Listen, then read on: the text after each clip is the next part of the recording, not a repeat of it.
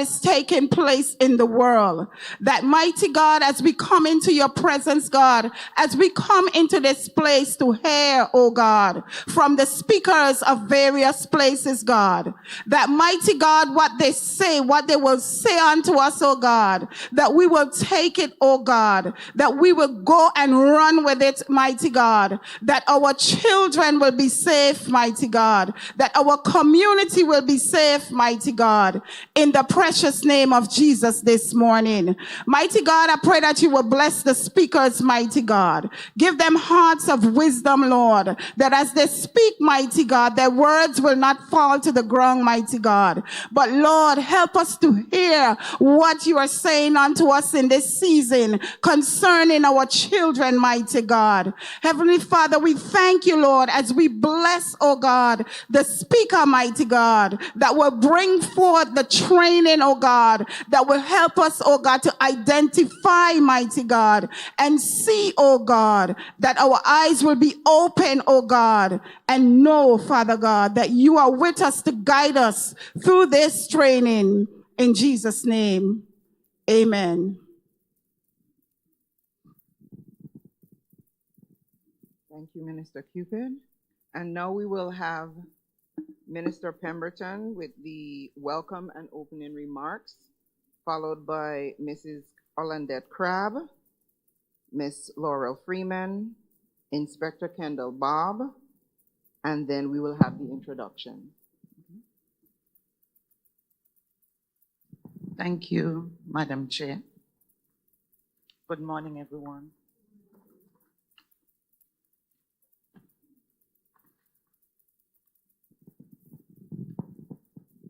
Bishop Dr. Kenroy Burke, Bishop Colin Cousins and Lady Cousins in their absence, Pastor Berkeley in his absence, church leaders, Mrs.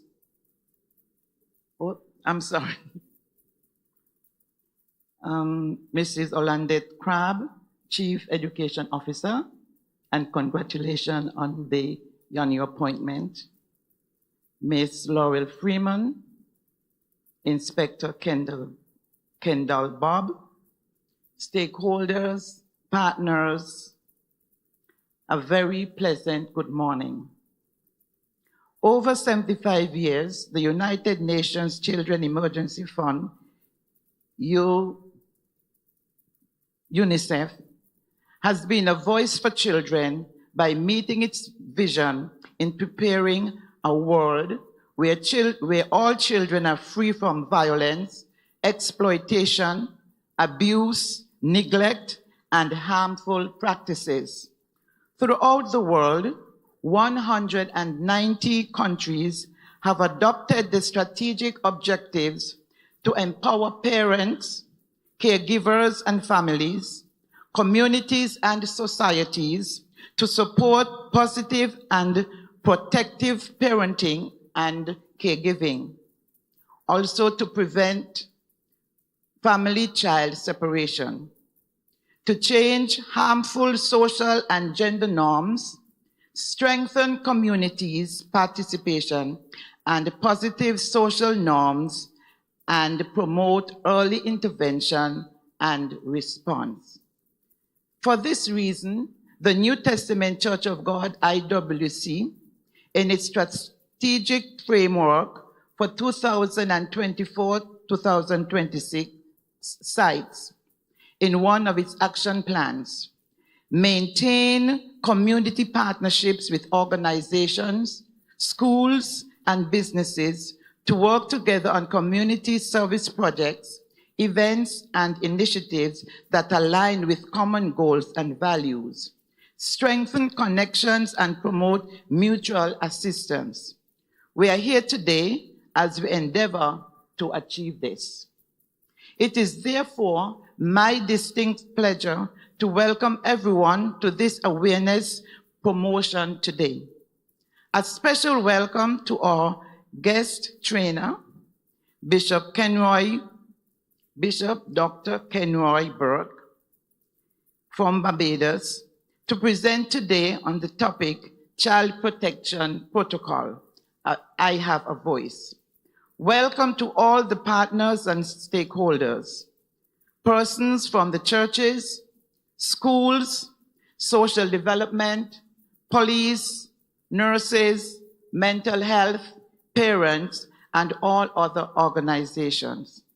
Please listen and absorb intensely as we learn and become more sensitized to the critical issues pertaining to safeguarding the well-being of our vulnerable heirs and successors, our children. Welcome.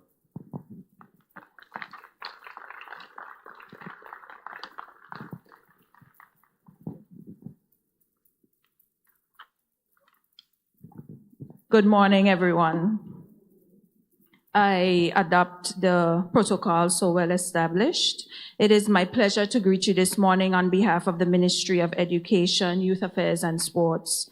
I'd like to also express my heartfelt appreciation for this vital child safeguarding training that you have gathered for today.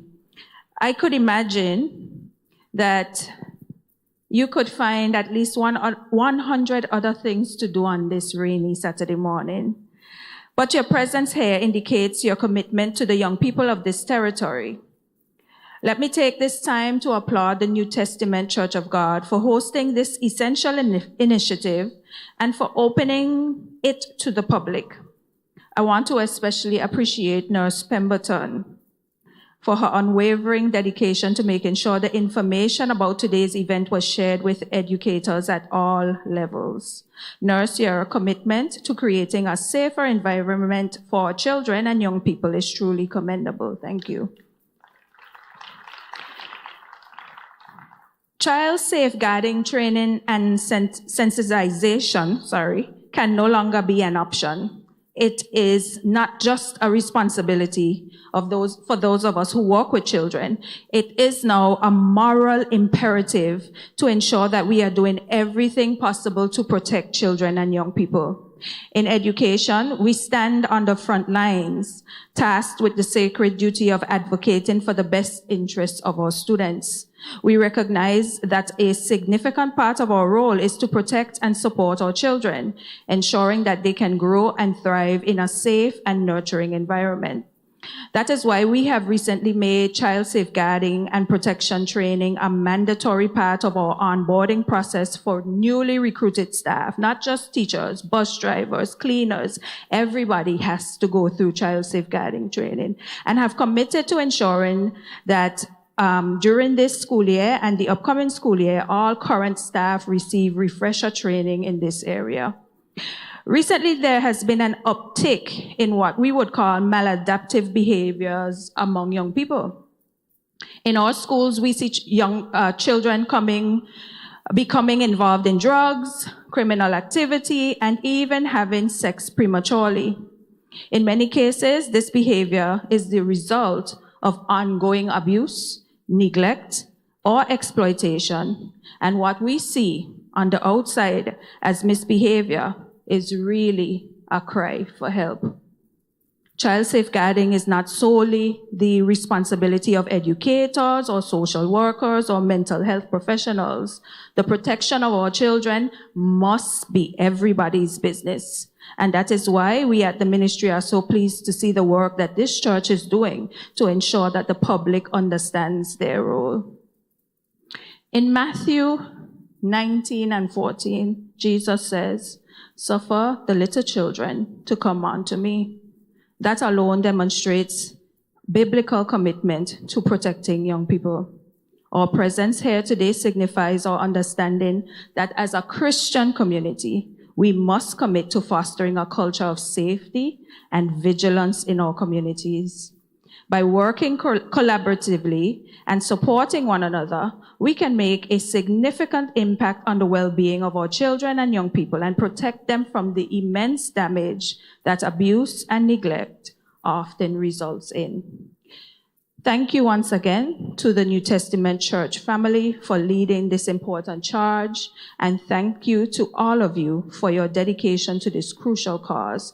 I am confident that after today's training, you will feel empowered to advocate for our children with the diligence and conviction that they deserve. Thank you and have a good morning.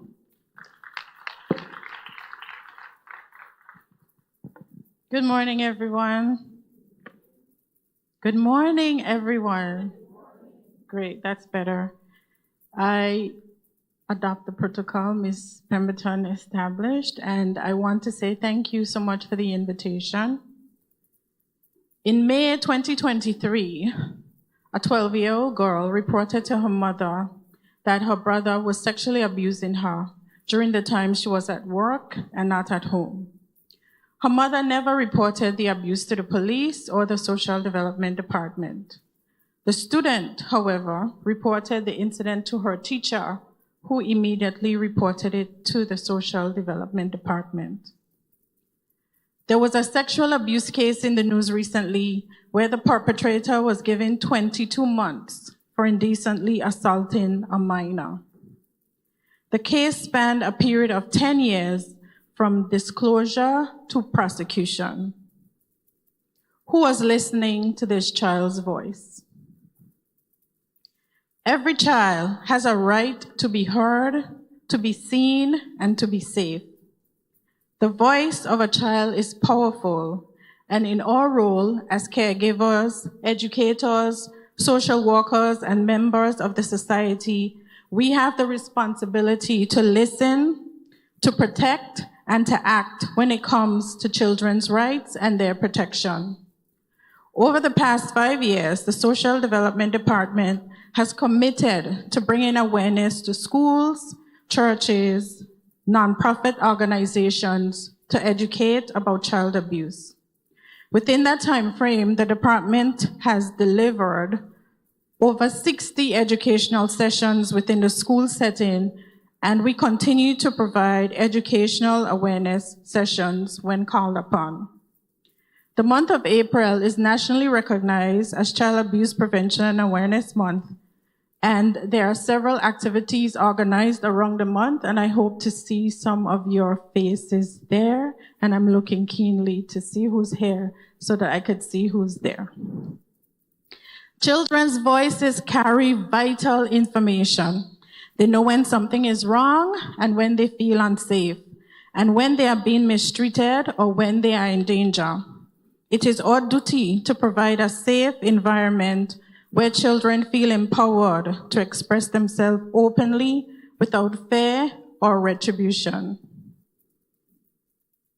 It is essential that we create a culture where children feel comfortable to share their feelings, experiences, and their concerns, whether it is through a conversation with a teacher, a social worker, or even a family member. As a result of our commitment towards this social ill, in 2014, the Protocol for the Prevention, Reporting, Investigation, and Management of Child Abuse was designed to provide all relevant stakeholders with a guideline for coordinated actions in child abuse reporting, investigation, and management. While the Social Development Department carries the legal mandate for child protection, the police, the judiciary, medical practitioners, schools, daycares, mental health community resources also play a critical part in child protection.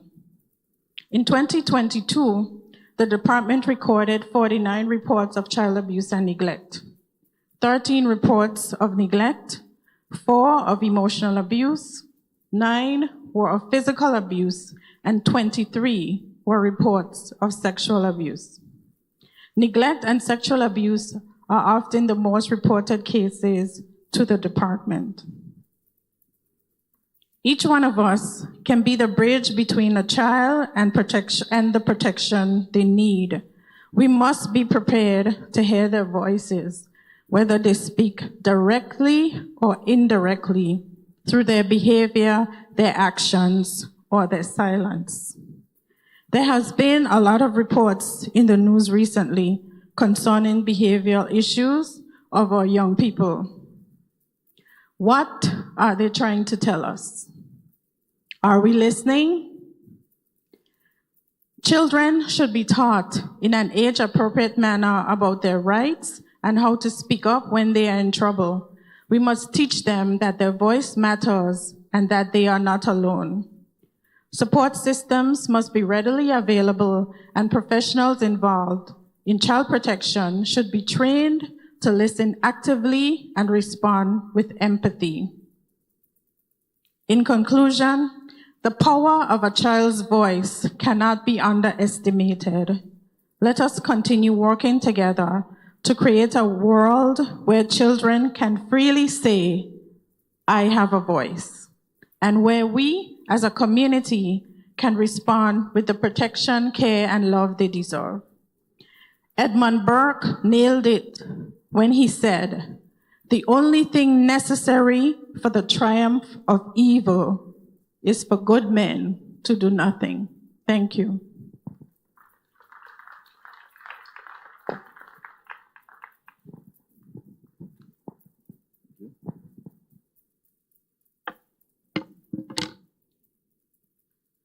Pleasant good morning to each and every one. As the protocol was established already, thank you, Dr. Burke, for visiting us in the British Virgin Islands. I know you're a representative from UNICEF, right? Yes, so happy to see you because UNICEF is one of our international partners that I have to supply data on a yearly basis, annually basis, as to what is happening in our territory. OECS Commission is also one of our regional partners that we make contact on an annual basis as to what is happening here. So again, you heard from our previous speakers, we do have legislations and protocol that governs each and every one of us here in the territory. We have our Children and Young Persons Act, which was established in 2005, which states that, and I'm paraphrasing, that everyone who comes into contact or who a child is in their possession, and if they have information, whether they suspect or if they have concrete evidence that the child is being abused, they are mandated to report. Any question about that? They are mandated to report.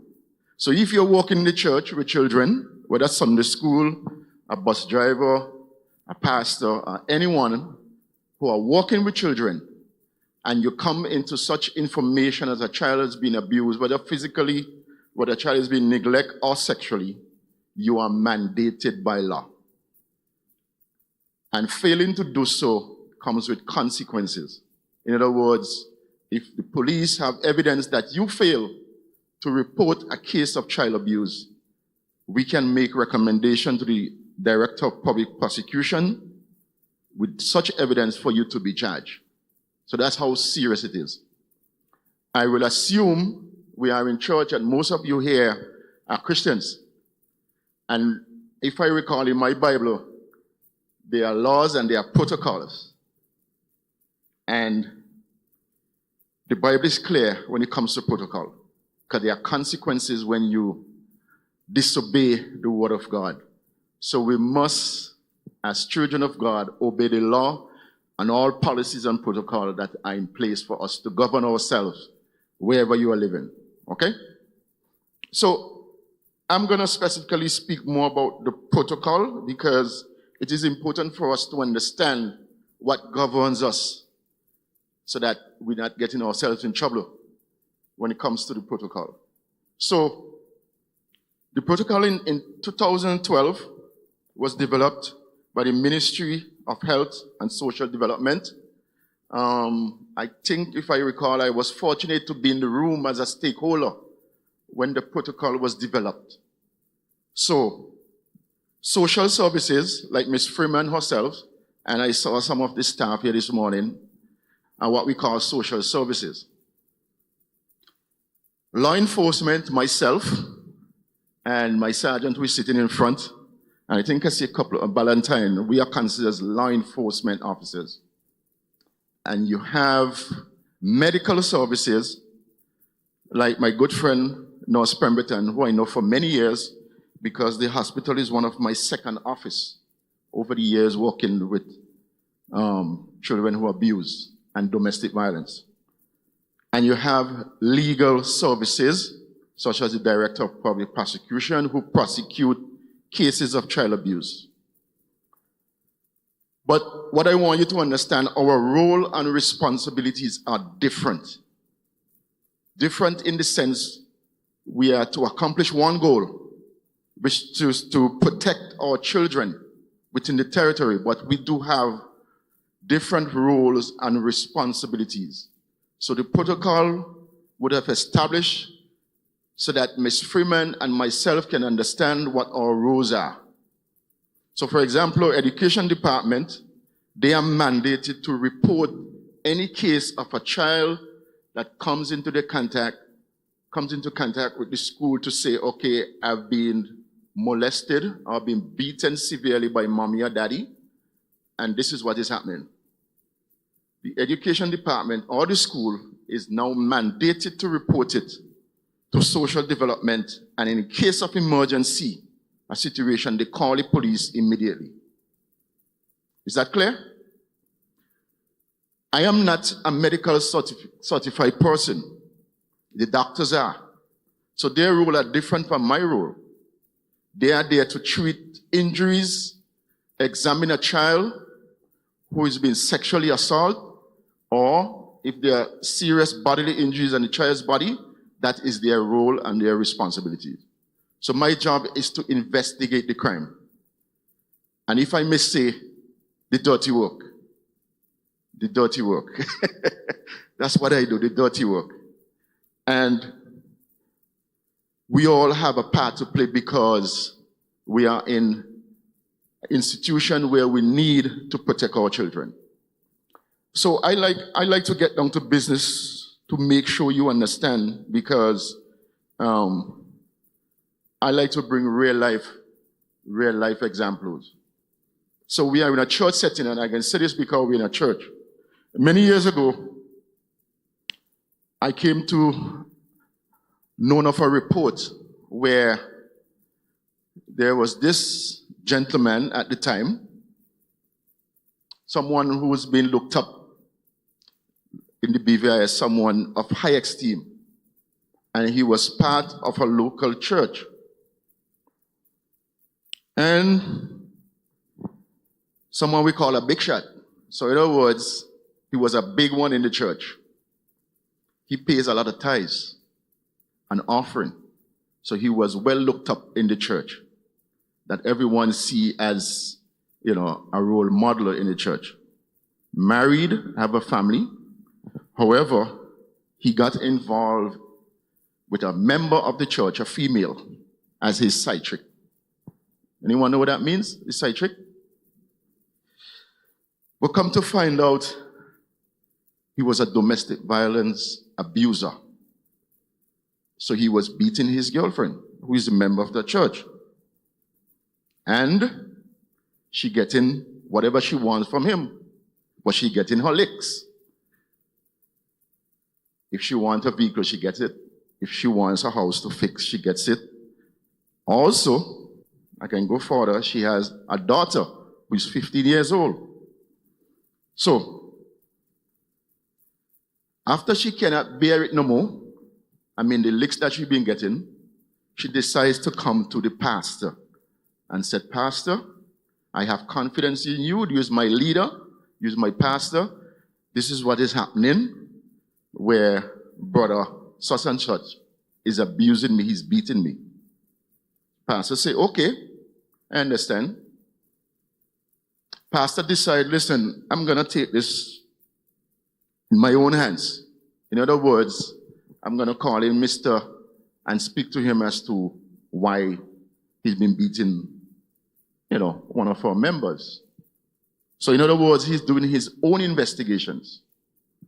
So he would have spoke to her, and she outlined everything, and he now called him in the presence of her, to explain as to why you're beating her. So we're talking about domestic violence. And he would have given the explanation. As a matter of fact, he lied. He denied that he been beating her. So this lady, leave it. She never called police. She never called Family Support Network because nobody is going to believe her. And she's getting whatever she wants because he's the man of the house, so to speak now. So it became known now to other members of the church of what is happening. Bali, how much time I have? 5 minutes? Okay, so let me speed up.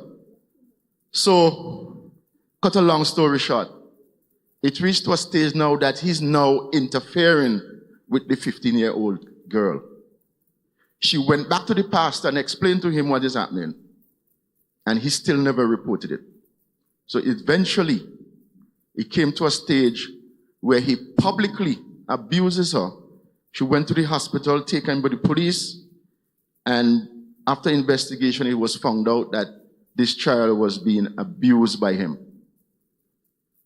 So I'm saying this to say that you, as responsible people within the church, you are mandated to report any case of child abuse that comes to your attention.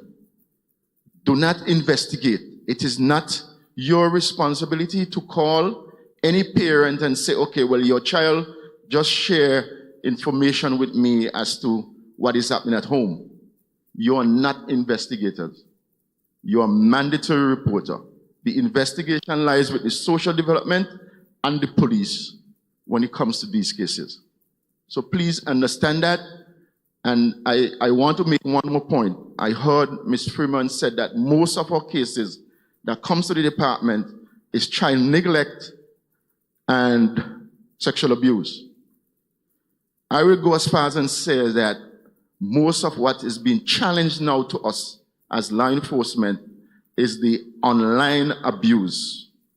And I want you, especially as parents, to understand that online abuse is becoming a serious concern for us because we get reports on a daily basis, especially from our international partners like NetMec, IWF, and other agencies are reporting, online abuse. So be mindful of children who are frequenting on social media, especially where they have been abused. They need to be aware of what is happening so that we can prevent them from long way into their future where there can be continual abuse online. Okay?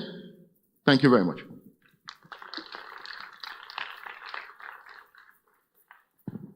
Thank you.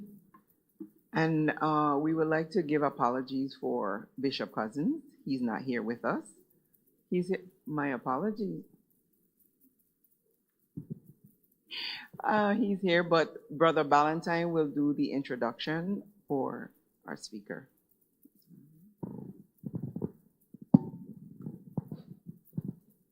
Good morning, everyone. Permit me to acknowledge the protocol that has already been established. Bishop Dr. Kenroy Burke, Administrative Bishop of Barbados. Dr. Kenroy R. Burke is a passionate,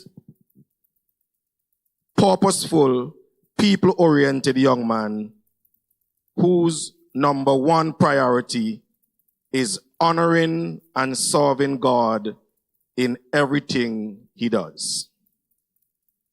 Born in rural Crab Hill, St. Lucie, and raised in the suburban district of Black Rock, St. Michael, in the beautiful island of Barbados, Kenroy was the fourth of 5 children to a single mom who worked extremely hard and repeatedly reinforced the importance of education.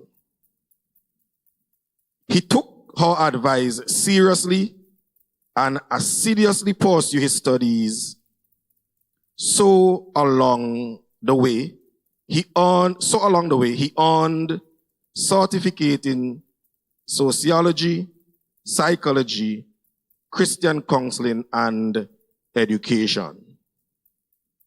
However, it was his love for people that led him to an exciting 20 years journey in ministry and a 26-year career in education. He became a teacher at the early age of 18 and eventually became the principal of the People's Cathedral School.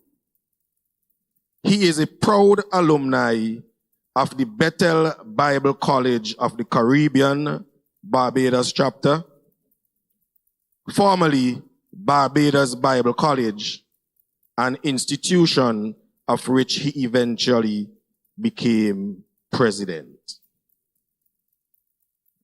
Kenroy has held several leadership positions at school, in the church, and in the community life over the years. Whether it was captain of his football and cricket teams, president of several youth groups, or his involvement in local church ministry, Kenroy has done it all with a servant's heart. Fast forward to today. Kenroy served as a member of the Caribbean Council and the regional coordinator of the Southern Region Church of God World Mission in the Caribbean.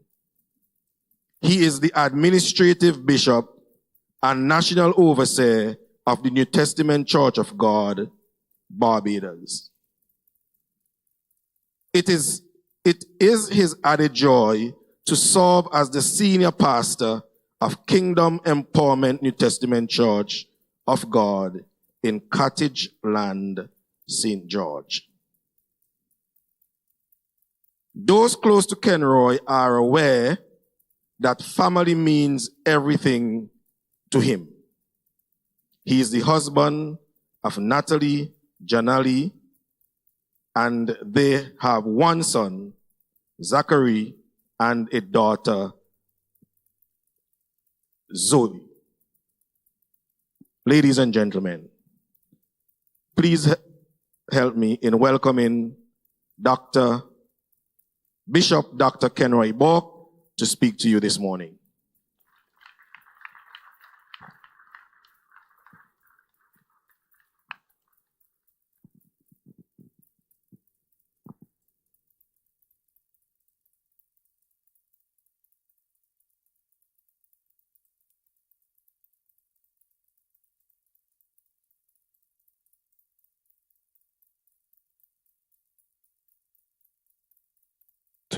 Thank you so very much. After all that introduction, can't even turn on the microphone. What a joy it is to be here with you. Permit me to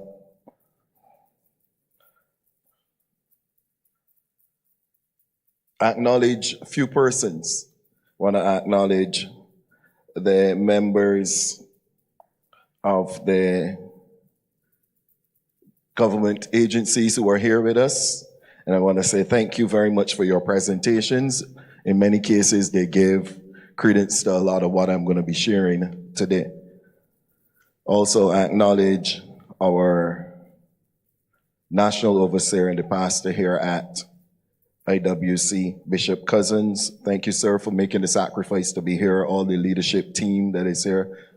Bishop Burke, good to see you. And Mr. Pemberton, good to be with you. God bless all of you this morning.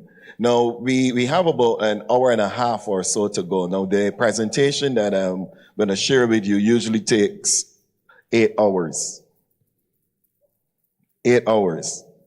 So you could imagine that we are basically doing a sensitization today, and I would want to hear from you still. I want your participation.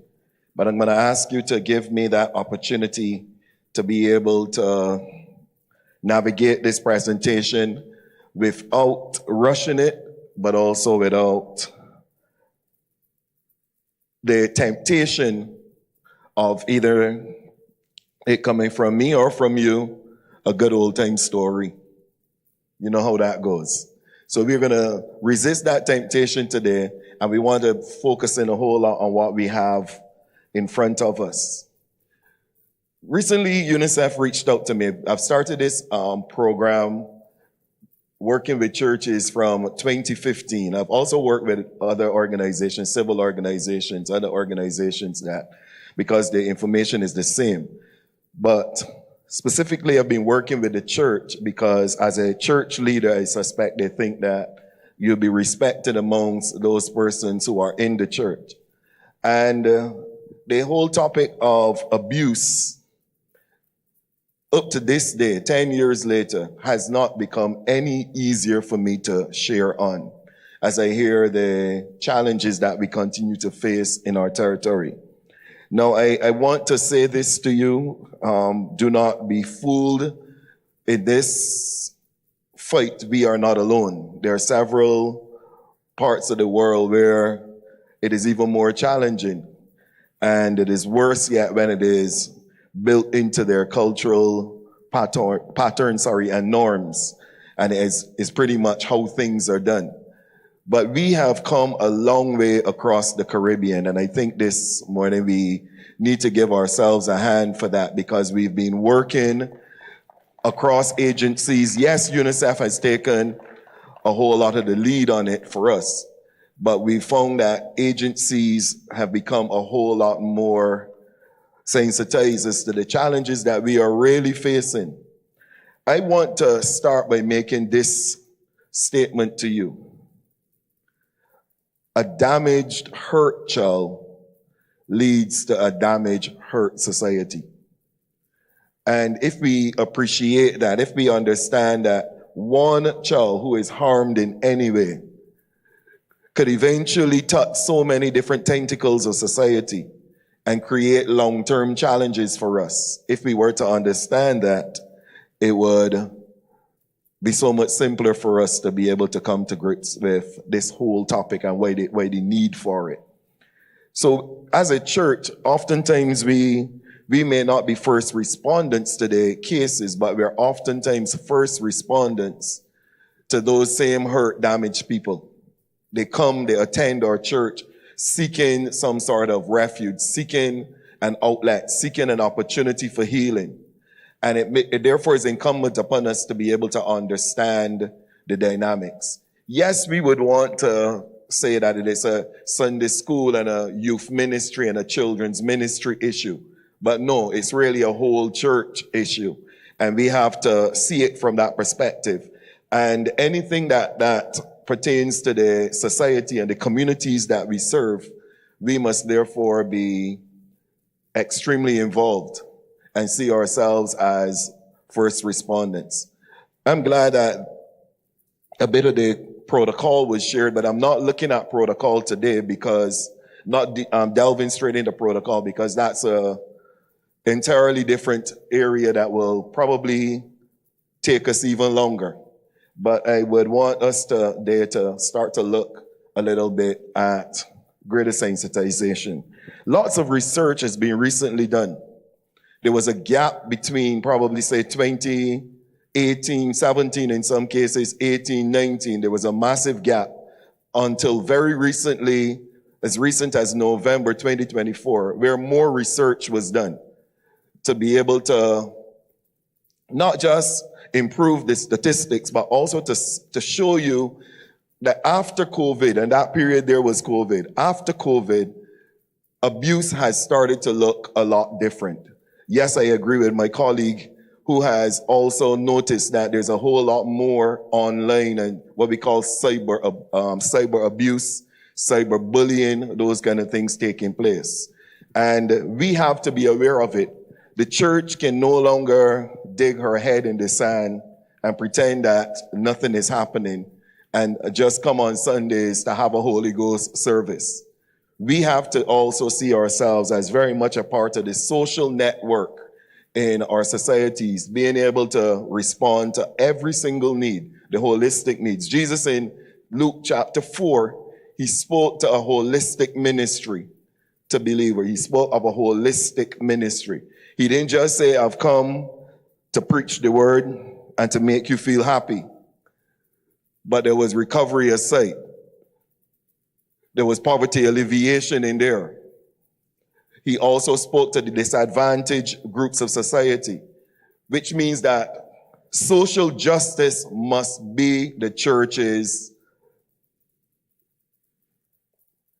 let me say it this way. Social justice is a part of the church's mandate, and it is our responsibility to come alongside civil society and work hand in hand to ensure that we can do the best that we can do and assist.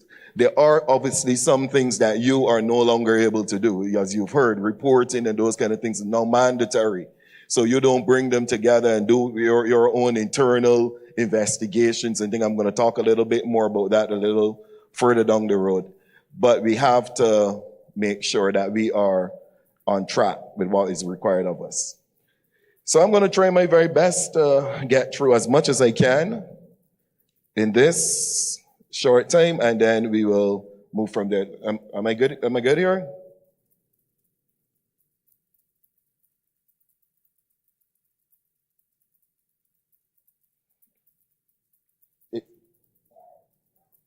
I'm told, where am I supposed to point?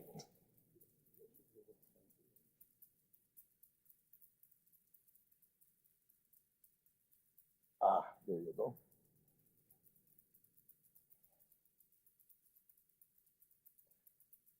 So this short workshop, we're going to focus today on help you to understand the dynamics of abuse and its prevalence in our society.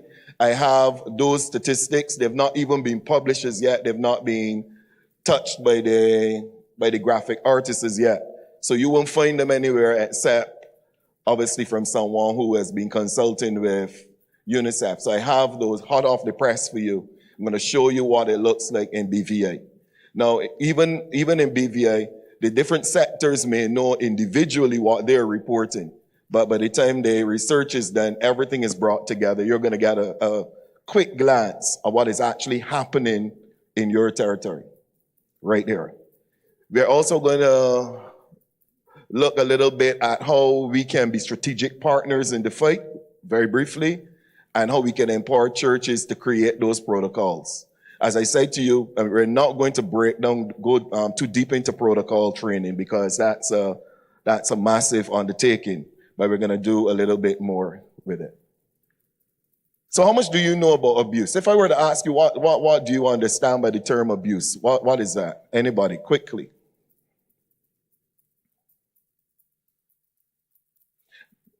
All right, so let me help you here. I'm going to ask somebody in green. If you're in green, you're wearing anything green, I want you to stand. If you're in green, green. Yes, that is green. Green, if you're in green.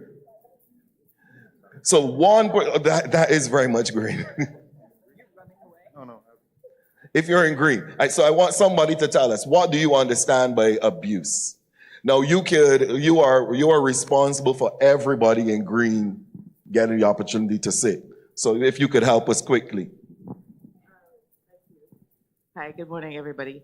I think it has a lot to do with power, establishing dominance over another individual, one individual establishing dominance. In that process, there's a breakdown in confidence, esteem, and the list goes on. Okay, so she's done pretty well. That's one dynamic. I never said that she did, that she gave a full answer. She's done very well. Anybody else? Add another dynamic that's very important. I would say to take disadvantage of the person. Okay, so you're taking disadvantage. What is it causing? It's causing what? Harm. It's causing harm. So that's important there. Y'all may say, Green did pretty well. Give him a hand. So yes, there's a position of dominance. Of course, if there's a position of dominance, there's a perceived position also of subservience. And we have that dynamic of taking advantage as well as causing harm. Anything else you can think about when you think about abuse? Control. Very important. Anything else? Somebody said it. Distress.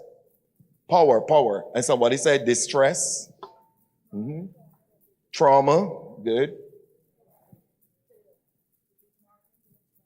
Scars, markings, fear.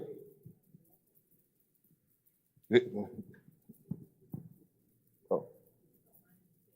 Fear.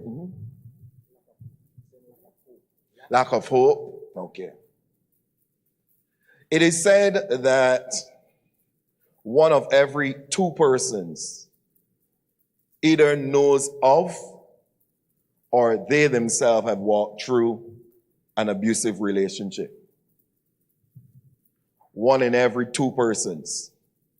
That's a pretty high percentage. Pretty high percentage. They either know of someone who has been abused. And remember, there are several different forms of abuse. Because when we say abuse, everybody goes straight to child sexual abuse. But we're talking about several different forms of abuse. They either know of them or they themselves may have walked through. In some cases, they themselves may be a perpetrator. You believe that? That sounds pretty plausible. It is.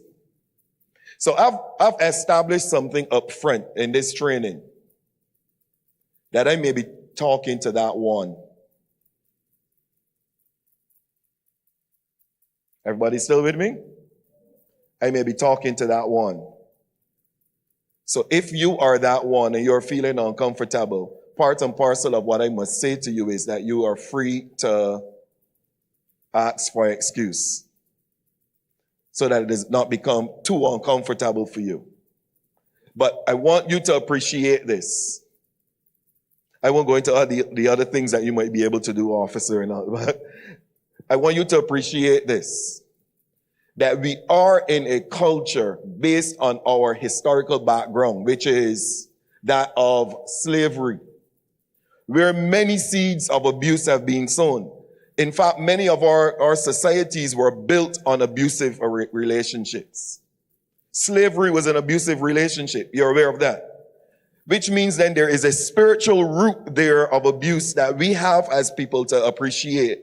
And we have then to understand that if we are working with that, there are some persons who will see abuse as normal behavior. In fact, by the time we look into what abuse really is, some people will say, is that really abuse? I thought that was just raising a child. You remember that? So you can remember some of the things you were told when you were younger. I brought you into this world. You remember that? And just like you're laughing now, we took it for a joke. We understood it as just a joke.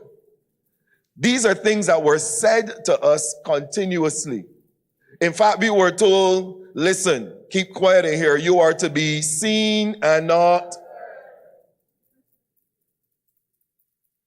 You can finish almost every statement that I've made. Almost everyone. Foolishness is bound up in the heart of the child, but the rod of correction will do what? Drive it out. Yeah, somebody's going to say, but that one is in the Bible. Yeah, but that one is also in the Bible in a different context of which we live in today. Everybody's with me? So all I'm saying to you is this, that it has become a part of our norm. It has become a part of how we do society. And as a result, many times there's a total misunderstanding of what abuse is. In fact, the latest research has still found that several persons don't understand abuse. There's still several persons who are trying to wrap their brain exactly around what this thing is. So we're going to look a little bit at that today. I pause to recognize the presence of First Lady. Cousins, good to see you. So all across the Caribbean, Antigua, Bahamas, Barbados, Belize, Dominica, Grenada, Guyana, Haiti, Jamaica, St. Kitts and Nevis, St. Lucia, St. Vincent and the Grenadines, Suriname, Trinidad and Tobago, just around the year 1990, probably within a 5-year gap or so, all of these countries signed on to what is called the Convention on the Rights of the Child, a UN initiative. How many years ago is that? 30 years ago. And I just said to you, 30 years ago we signed on to it, and today we're still forced, 30 years later, to be doing this type of training. You with me? How many things do you do in your family that takes 30 years, except your mortgage?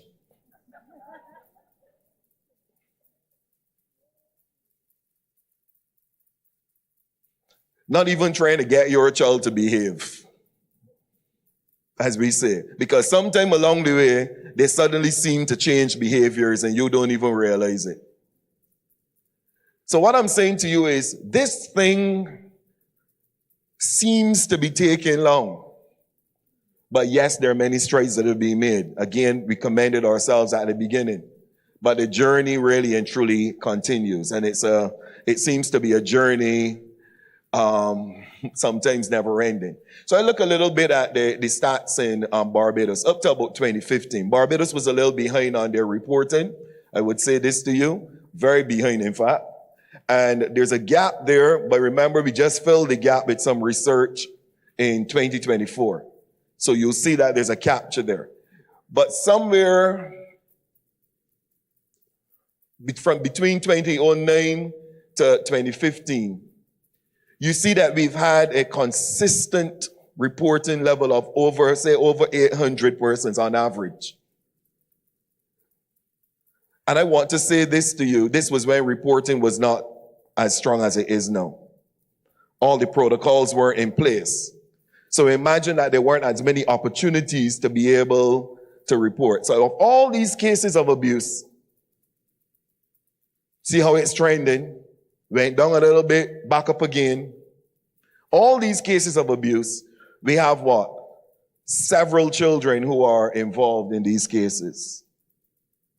So in some cases, say if there were 870 cases, you had how many children involved? 1,251. And all of these are child abuse cases. As we're going to look through neglect, physical harm, all these are child abuse cases. And when you look carefully, you see that one case does not necessarily mean that one child is harmed. It could be as many, and this is on average probably about 1 to 1.2 or so. But this could go to 1 to 3. It all depends on the kind of situation that you find yourself in, especially if things are not dealt with properly. So we have a problem right there in Barbados. Let me show you something else. The majority of the children referred were, could anybody tell me what you think that? Females?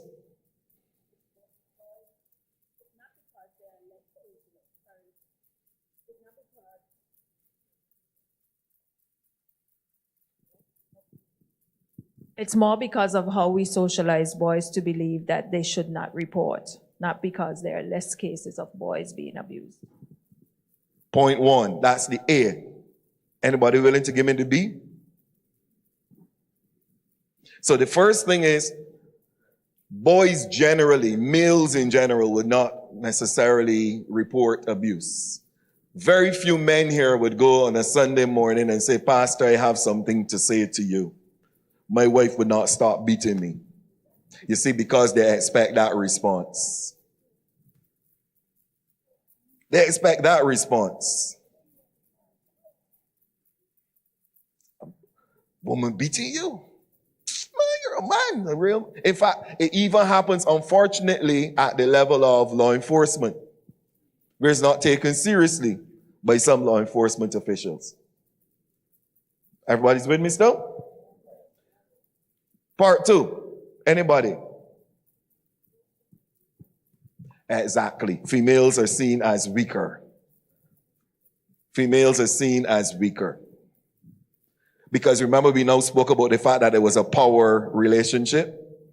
So females are generally seen as weaker. So that's where you'll find more females there. They accounted for 55.5% of all referrals. If you look at some of the types, what are some of those types that you see there? Rape, fondling of genitals, oral sex, anal sex. What's the next one? Digital penetration. And you would say, and don't even say, why is that? Why is that? Because when you see digital penetration, immediately you say, there's using a cell phone. No. We call these our digits, right? Fingers, we call them digits, right? So those types of abuse, using your digits, vaginal penetration, inappropriate sexual exposure. So these are things like exposing children to pornography. So you are in one room there and the child comes and sits next to you and the child is also watching the pornography that you're watching. And as you shake your head, I want you to remember this one too. That when we see a case on the cell phone and we start sharing it, we are also participating.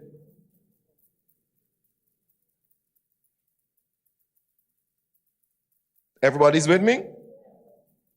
So your curiosity and everything and your excitement to tell the world, look at what is happening, you have to be careful when you hit forward. Because you are also participating in it. I hope you're with me. So there's some things that never come to my phone because people know that I'm going to speak against it. I'm going to speak to them. I'm going to tell them, don't ever send anything like that to me again. But you might need to come out of that WhatsApp group or that chat. Hello, because you're participating in it also. Everybody's with me? You're participating. So be careful. I want to skip a little bit. I'll skip to Trinidad. During the fiscal 2018, the majority of cases brought, who you think were involved again? Which gender? Female. And you see it's pretty consistent. Pretty consistent. Now, the majority of children abused were between 10 to 13. Can they speak for themselves? Can they speak for themselves? Can they represent themselves? Tell somebody, be the voice. Tell somebody, be the voice. They can't speak for themselves. They really can't speak for themselves. And if you look carefully, it's lowering and lowering and lowering, but the percentage seems to be pretty consistent. Pretty consistent. I'm not going to talk geographical location because many of you may not quite understand some of the geographics. But what you will find though is it is usually best hidden in densely populated societies. So where we live extremely close to each other, the opportunities for abuse actually increase. That sounds strange, right? Because I would think that the further away you are, the easier it is because you're hidden away. No, densely populated. I was doing some research recently in Barbados and we found a household, our census just came out, and we found a household with 36 members.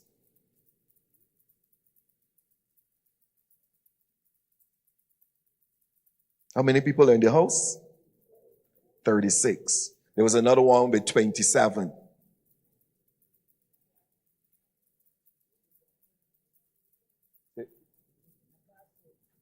No, they don't live in a castle.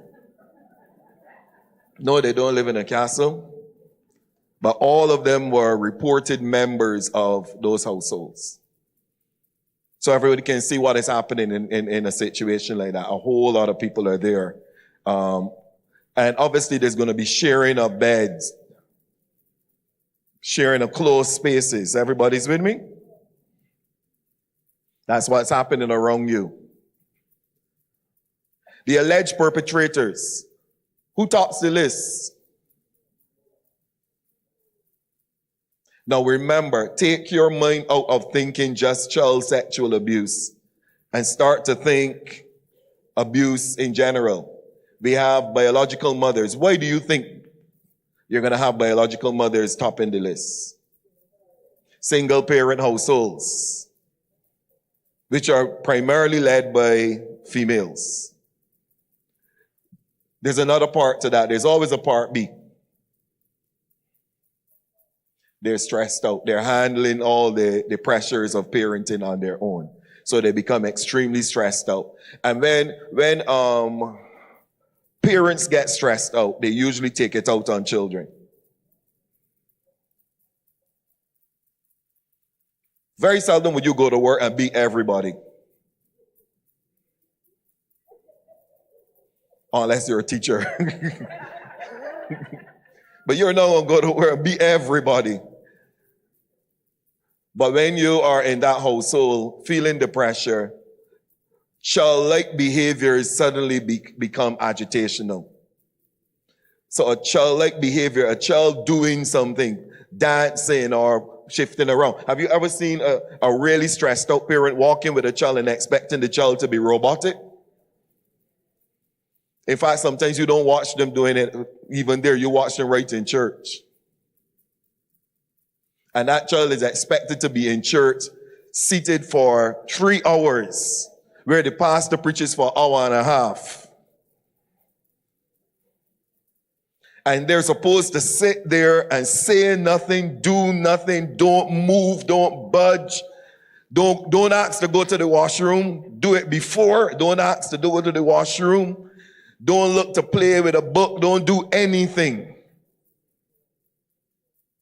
Somebody say, ouch.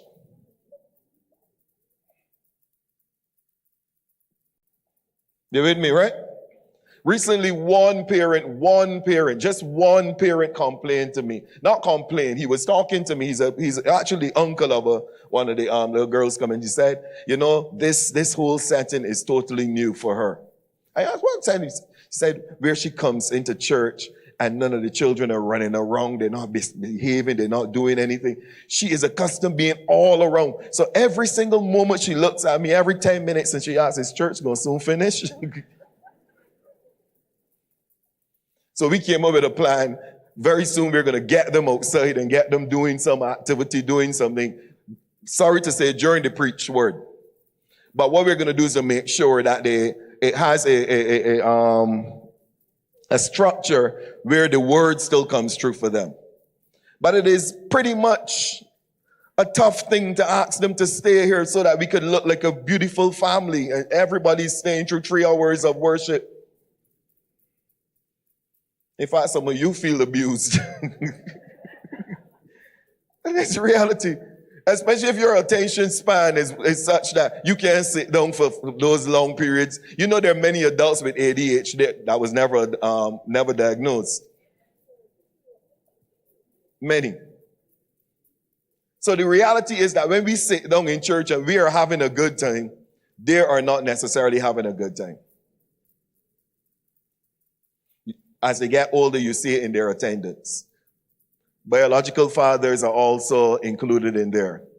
I was able to find some stats also, early stats in the BVI. This is what I call pre-COVID. And you see the categories of abuse there: neglect, physical, sexual, verbal. You see them right there listed at this side. They look pretty low. As you see, as the years go by, they somehow are increasing and increasing. You see that? But they look pretty low. But look at 2015. Look at 2016. Massive jumps. Again, the reporting kind of slowed down in between there. But now we have some new relevant one right now in 2024, 25, bringing over to 2025. All right, so we're good there. But if you look, what looks like the number one? The number one, neglect. Yeah, neglect is pretty consistent.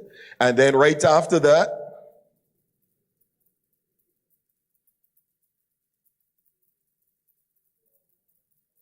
Physical and sexual go pretty close.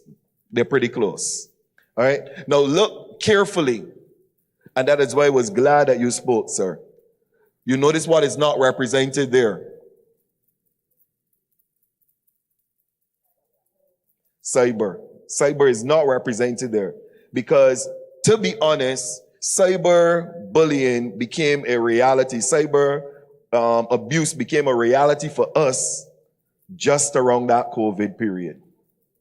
Yeah? Because it wasn't that big for us. In fact, in a society where there aren't many persons who actually have access to the internet and access to technology, it really wasn't that big. But then as every child started to get a device, as every child started to do school online, then it became a challenge. So all it was in some cases, the same bullying that was happening in the physical just jumped straight over and it became digital. Everybody's with me? Okay. At any point in time you're not understanding something, please let me know.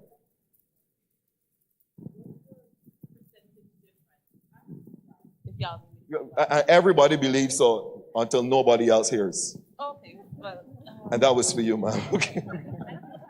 What's the percentage difference between what is reported and what is not? Because those numbers are quite low. So it's pretty much impossible for us to be able to give you in any accurate way that, because since it's not reported, we don't know. You with me? We don't know. Generally, help me here, sir, if you can.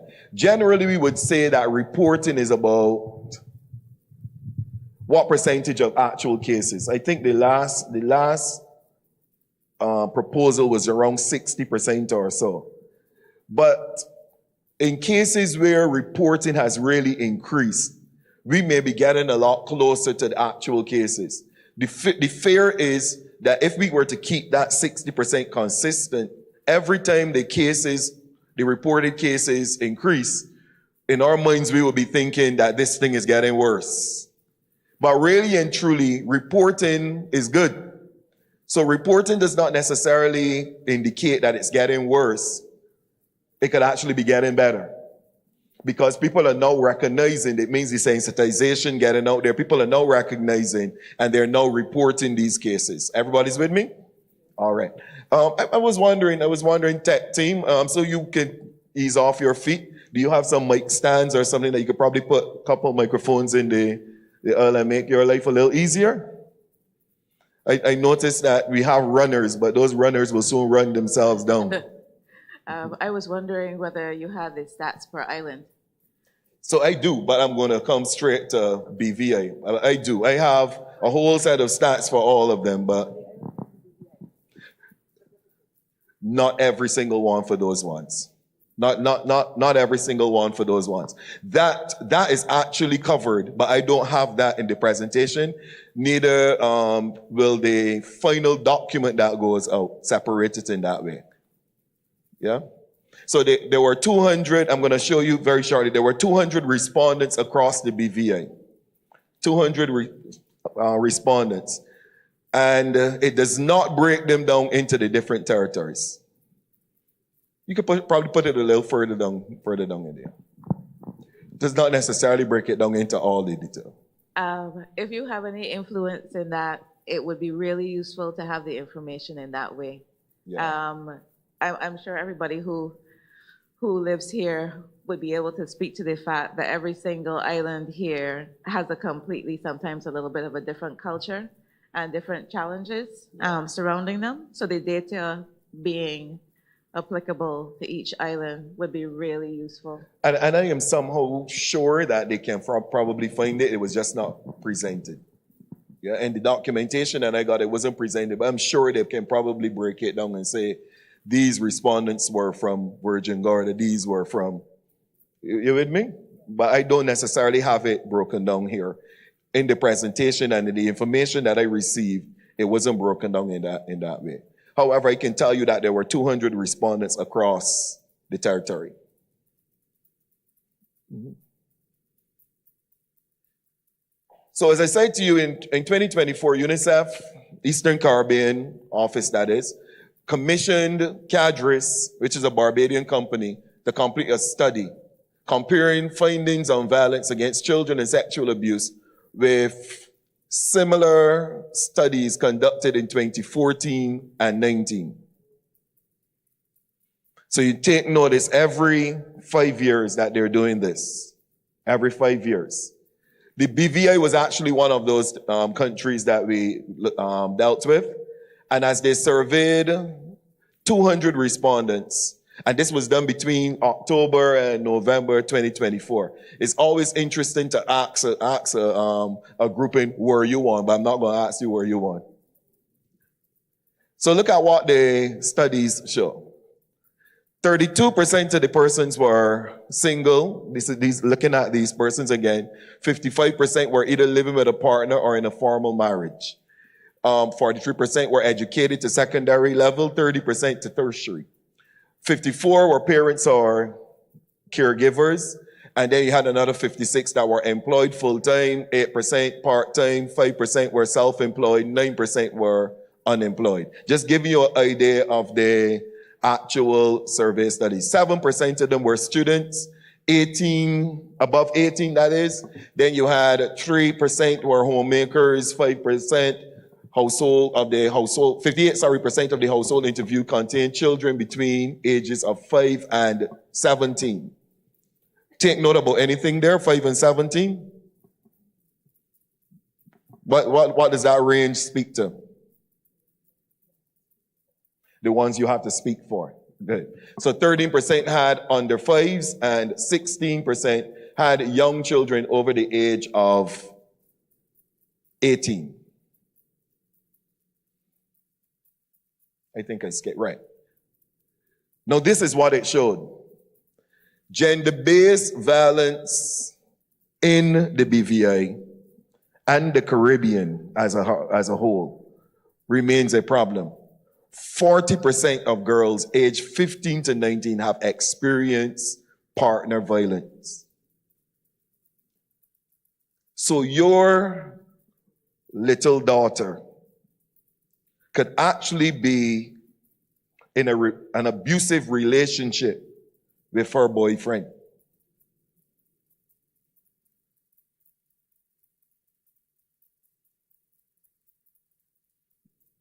There's a reality. There's a reality. Could actually be in an abusive relationship. Could probably not even understand that it's abuse and see it as love. But could very well be in an abusive relationship. It also looked a little bit, so it looked at gender-based violence. It looked also at corporal punishment and the concept of corporal punishment, which, by the way, there's a difference between corporal punishment and discipline. Everybody's with me? And then there is an extremely thin line between that and violence, which we identify as abuse. So we have to be careful with that also. And the room usually goes quiet whenever we talk about this, because every parent here believes they have a right to beat their children. Notice what I said. Notice the word that I used, to beat their children. Not to spank, but to do what? I could beat my child. I brought this child into the world, and I can take them out. Well, let UNICEF come to my house and see what's going to happen. Let the police come up here and see what's going to happen. Those are the types of conversations that you have with persons who have a straight understanding that there is nothing wrong with taking up a piece of stick, a 2x4, and dropping a couple lashes in that child. One parent actually took, I don't know what you guys call it here. We call it a Collins. This is a sword. You know the sword that you would cut down bush with and those kind of things. What you call it? Y'all call it a machete? Well, we call it that too when it looks like that. Other than that, we call it a Collins. a sword.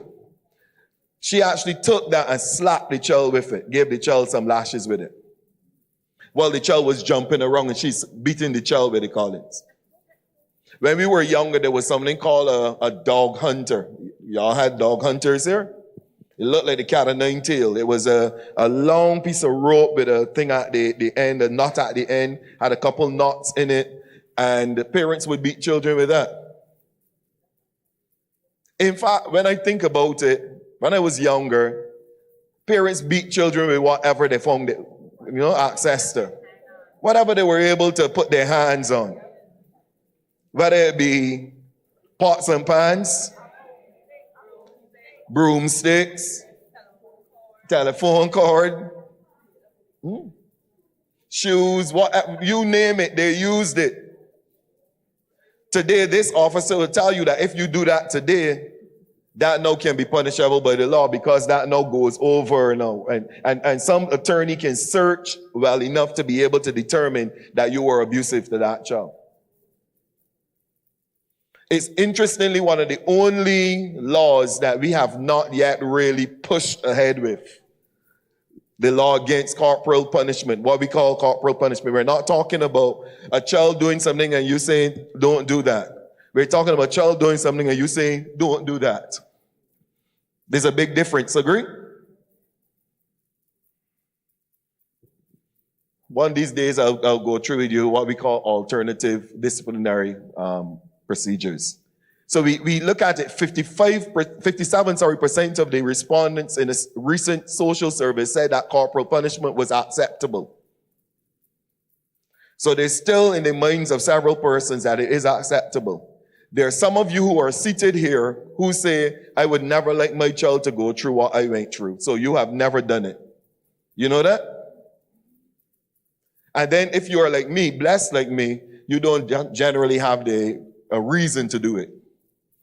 Because your children, you can talk things over with them and you can see the differences in their behavior and those kind of things. And that is if you start a culture of talking with them and not just flying off. So if you fly off, you will probably spend all your time flying off with them. Even when they're adults, you'll still be flying off. But when you learn to talk with them, that makes a big difference. Conversation matters. It really does. 24% of the respondents support a ban on corporal punishment at home, and 38% support a ban in schools.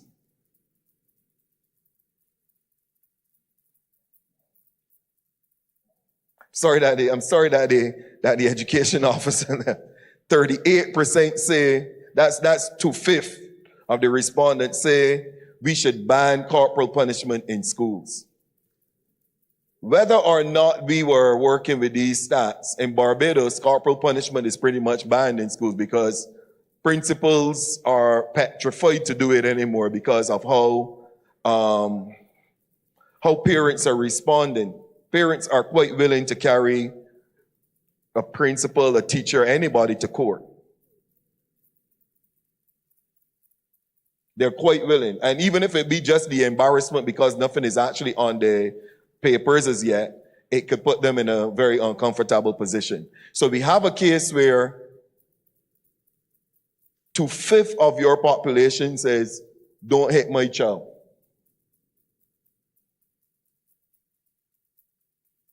But what is scary is that only 24% support it at home, which means more persons don't want you to touch their child than they are willing to.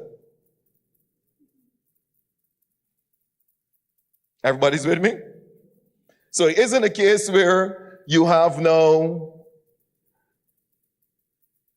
a struggle. There's no struggle there. It is clear. Don't hit my child, we will deal with the child. But then there's still people who are saying, we ain't dealing with it at home either. And 35% of young people have experienced child-on-child violence. In other words, beating up on each other. I'm gonna skip these ones. I'm gonna skip this for now. Probably I'll share some information with Bishop Collins that he could always pass on to you. Now I want to jump at child sexual abuse. 29% of the respondents said they knew personally or at least a single incident of child abuse in 2024. The regional average was 25%. Now, I said to you up front that 1 in every 2 people, when we did the plenary sessions and everything, 1 in every 2 people said they either were victims, they knew a case, they were involved in a case. This is now 25% of those persons saying, I know at least a single incident of a child being abused. At least one.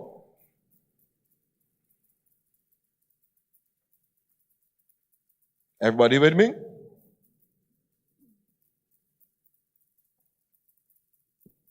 Respondents in BVI were much less likely than those elsewhere in the region to recognize traditional forms of such abuse. Note that only 21% thought that peeping at a child's private parts was abusive. Exactly. Heard somebody ask how that get abusive. There's people think so. She said, of course it is abusive.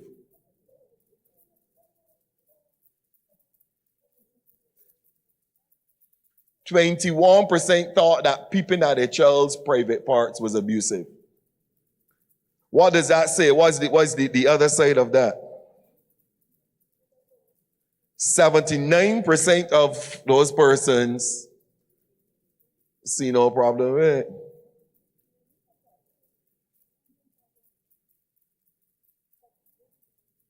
You with me? Nothing is wrong with that.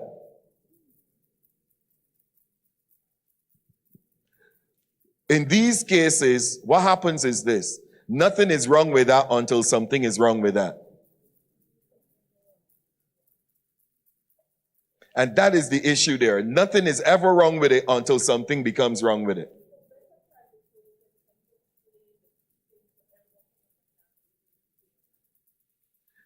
So you see, peeping actually means you don't have permission. This isn't a child saying to you, "Mommy, come and check this," or anything of this sort.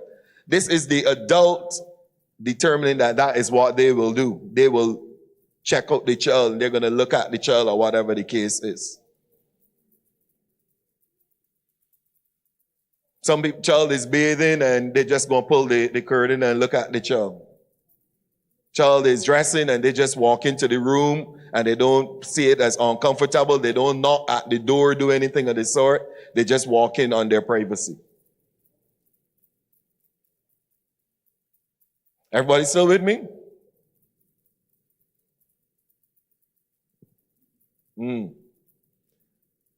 I think you guys need to be concerned that respondents in BVI were much less likely than those elsewhere in the region to recognize traditional forms of such abuse. You think so? You think that should be a problem? Explain to me why.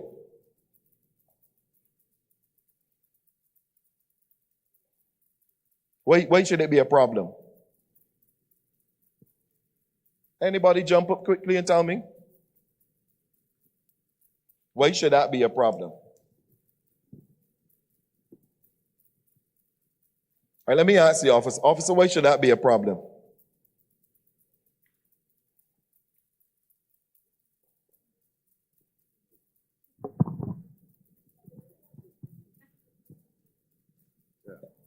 So,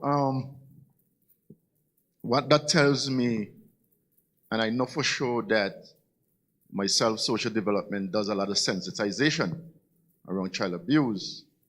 So that figure is very alarming to know that, persons believe that's okay. So, again, I don't know who did the study. Cadres is the head of Cadres is a guy called Peter Wickham.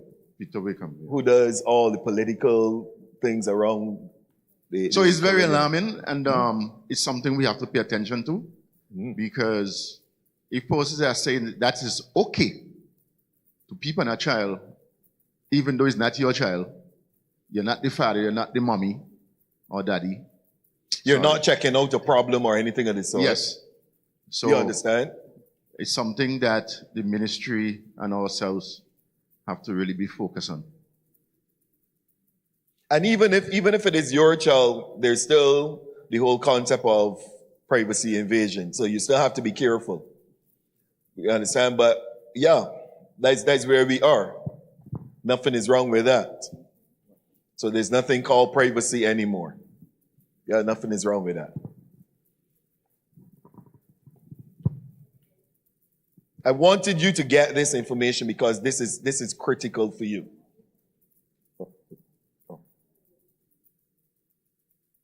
Thanks. Thank you.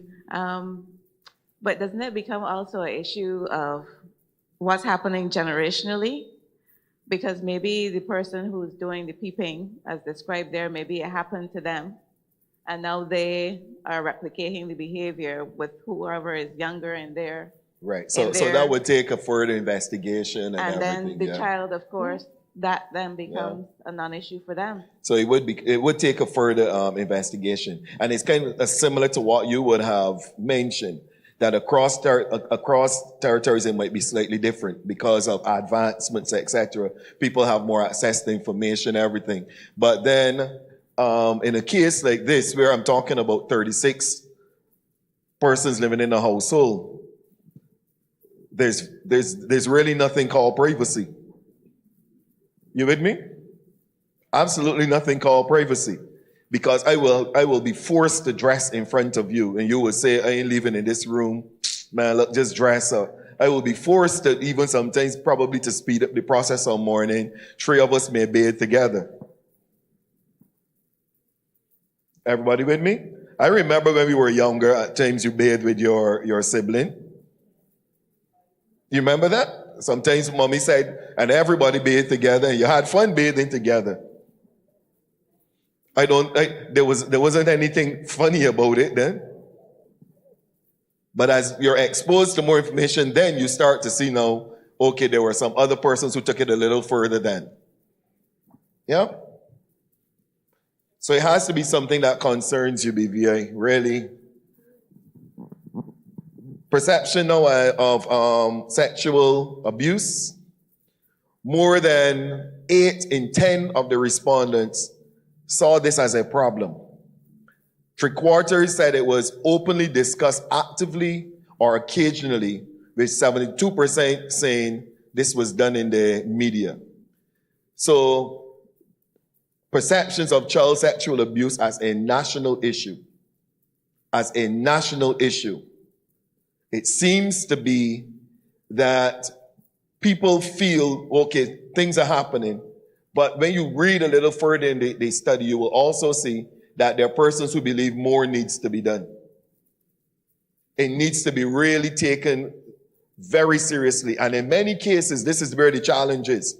Sometimes they don't feel as though those who are in authority are talking enough about it. They're not saying enough. They're not mentioning it enough across the region. And we all know how that goes. When politicians start to talk about something, it gets a whole lot of airway. But the problem is that many times politicians don't talk about it. You'll hear it probably at the agency level, but the politicians are not saying enough about it. It has not become a national debate. Yeah? And when it becomes a national debate is when people are going to start to take it more seriously.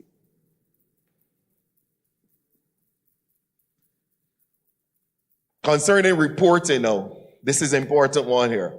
1 in 4 people believe that any known incident of child sexual abuse was reported. 1 in 4 people believed that any known incident of only 25% people believe that these things are being reported. The number of people who would now themselves report an incident of child sexual abuse was 62%. That is good. That is very good. That is nearly 2/3 of your population saying we would now report. we would now report. We believed in this and we would report.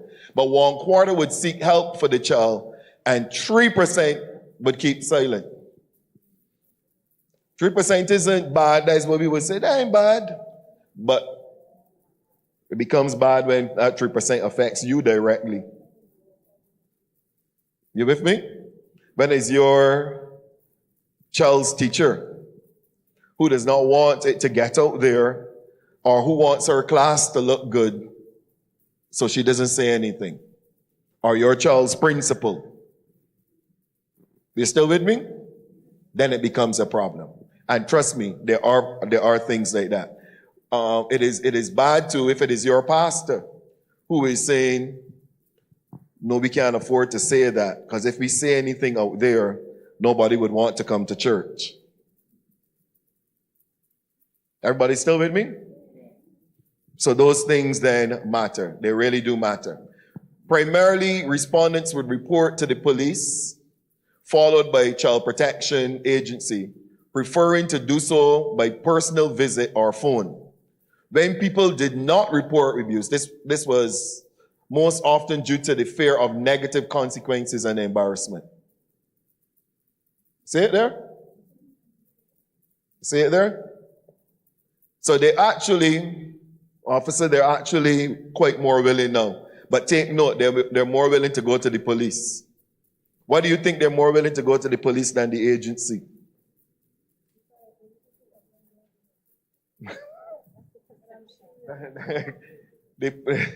The perception is that the agency sometimes don't do nothing. That is what was said. Depending on who it is and everything else. Wait, but so there's a perception that the police will do something quicker. Why? Why? What is that perception? Are y'all afraid to say because? Should I ask you to leave the room and come back? Wait, look. Yes. I don't mind. Unfortunately, in the BVI, we have about 3 officers that works in that unit, and they're overloaded with work. So the hope of something actually investigating and being and happening is kind of low. That's just fact. Shots fired. Shots fired, I'm told. Oh, but yes, please. Lack of trust. The people don't trust the police in the British Virgin Islands either. Y'all need to speak the truth.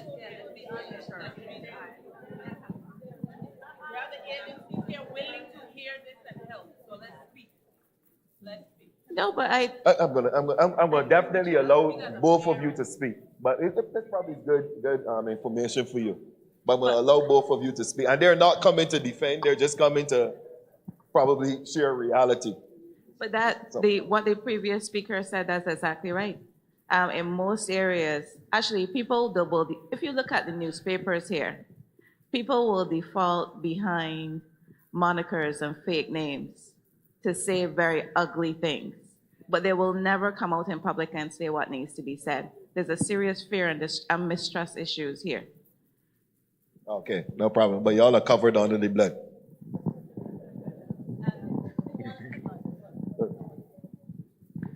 This is a personal experience why for us a lot of persons don't trust the police. For a few years back, my sister was a part. I don't want you to go into any specific no details. Okay, right. My sister was a part of a abusive relationship.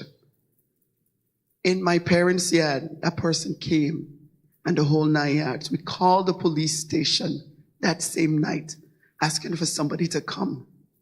Please, somebody come. Nobody showed up at all.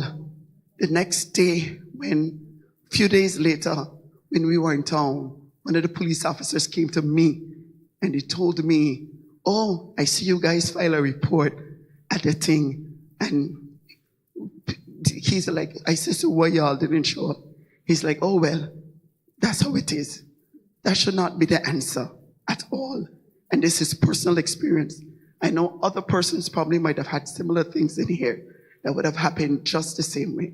So really and truly, it's a iffy to even go to the police to even say something.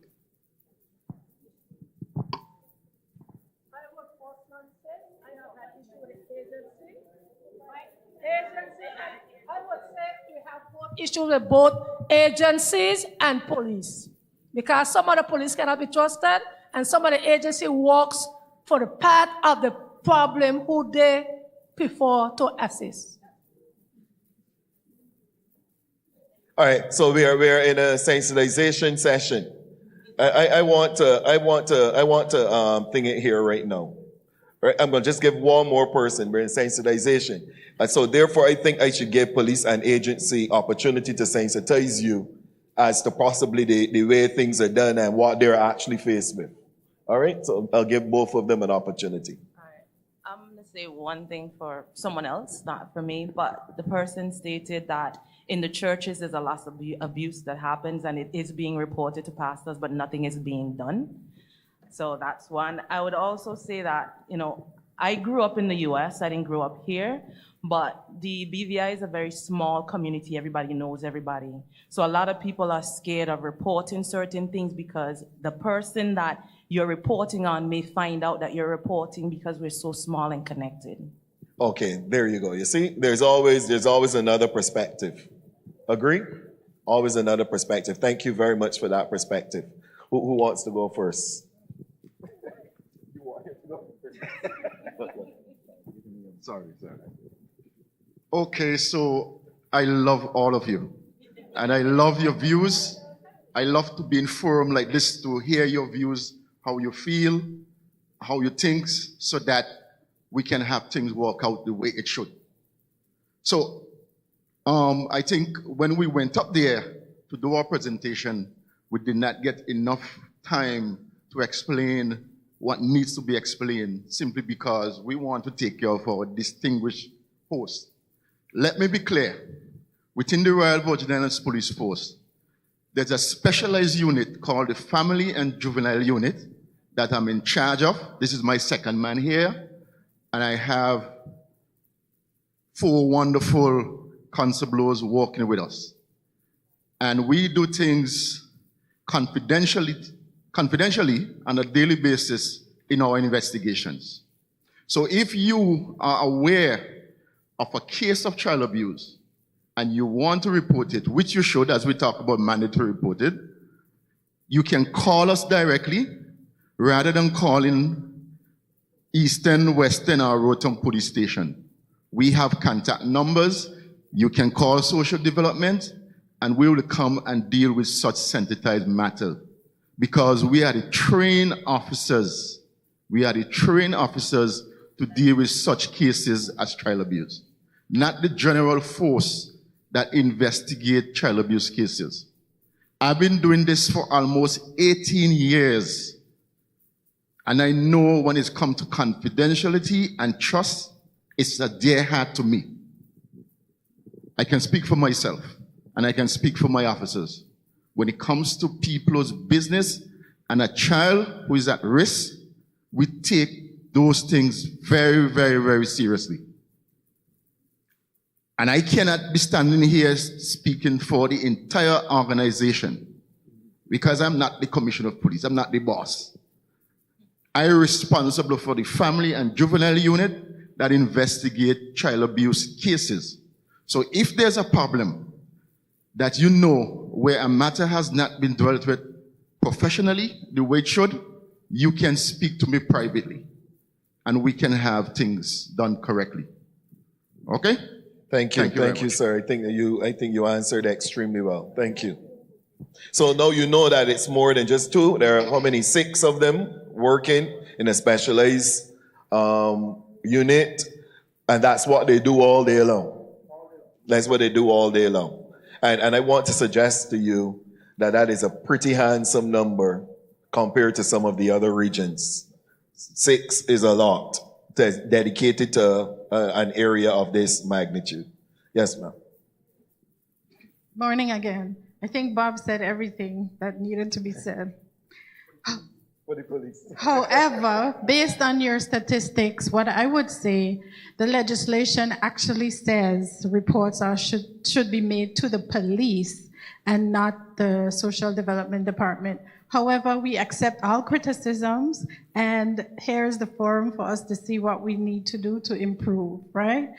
We work very closely with police, so if we get a report, we call police, we respond within 8 hours, between 8 to 24 hours, and vice versa. So we have a very good working relationship, but of course, we can always improve on things that we do, hence why we are here today to listen to what we can do better to serve our community and the children in our community. Amen. Thank you. You had your turn, Bob. I want it to be clear. My role is to investigate criminal matters. What does that mean? If you made a report to me about a child being abused, my job is to investigate it.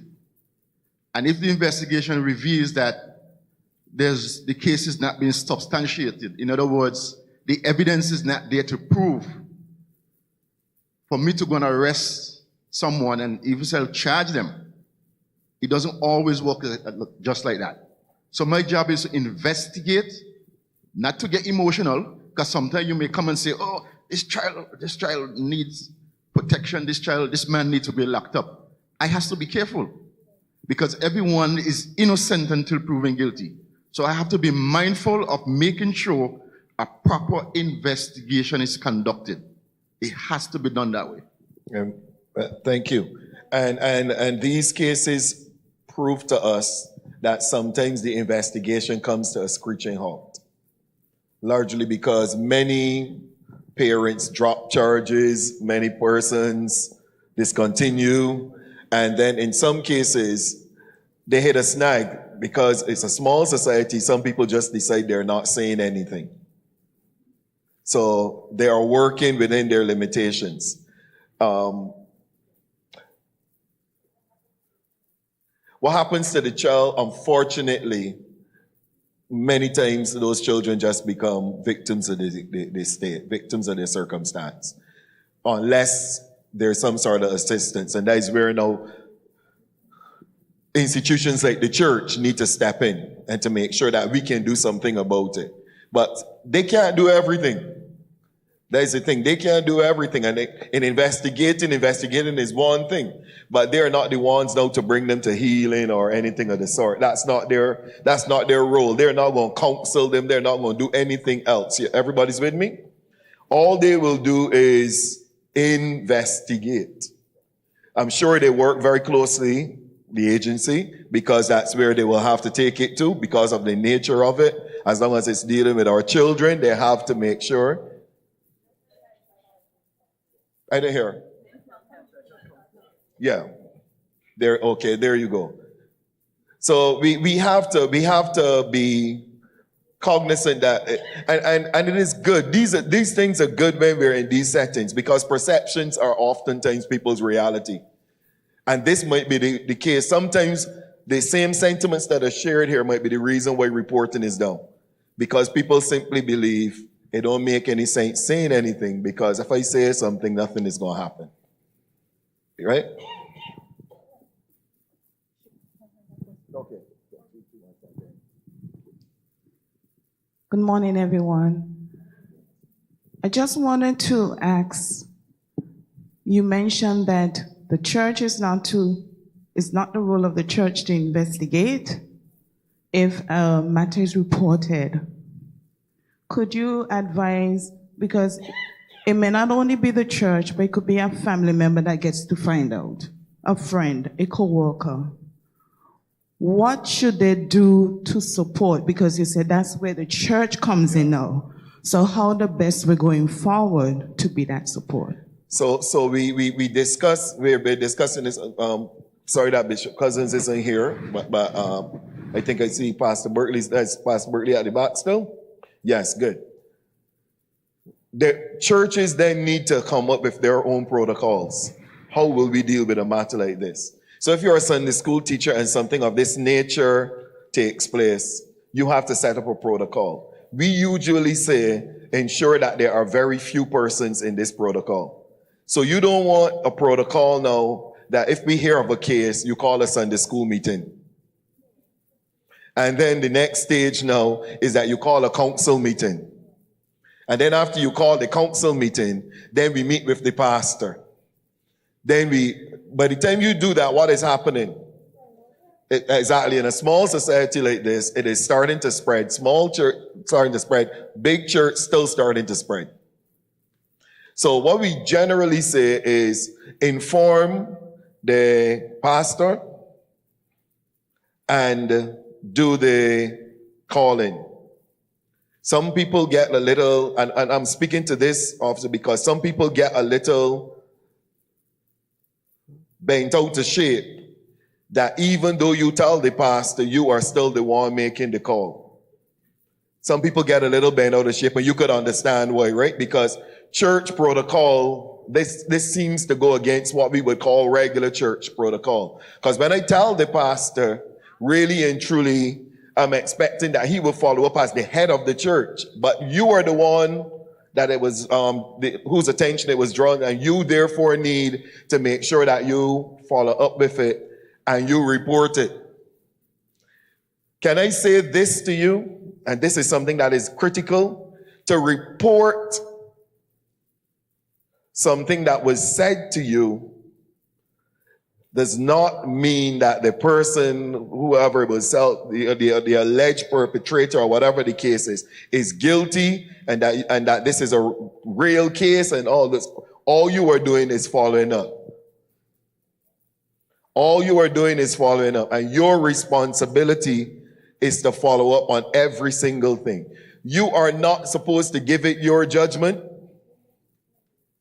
You are not supposed to investigate it.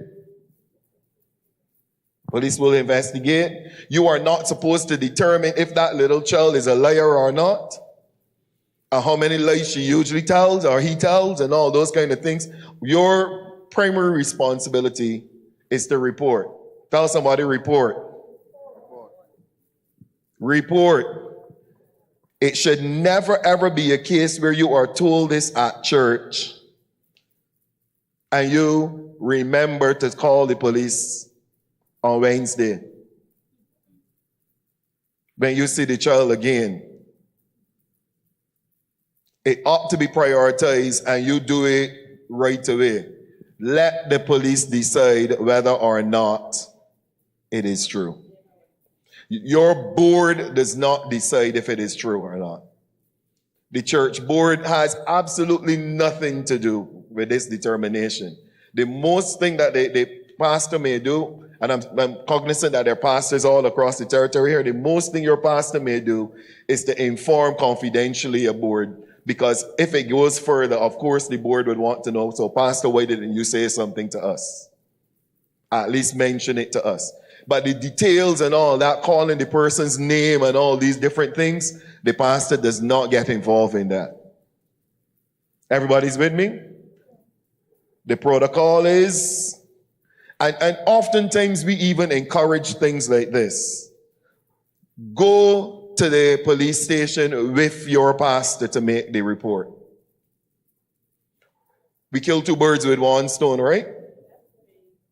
So if you see something happens in Sunday school, now this is not you having a suspicion. This is not you having a suspicion. This is a child reporting something to you. We usually encourage persons not to just run with their suspicions.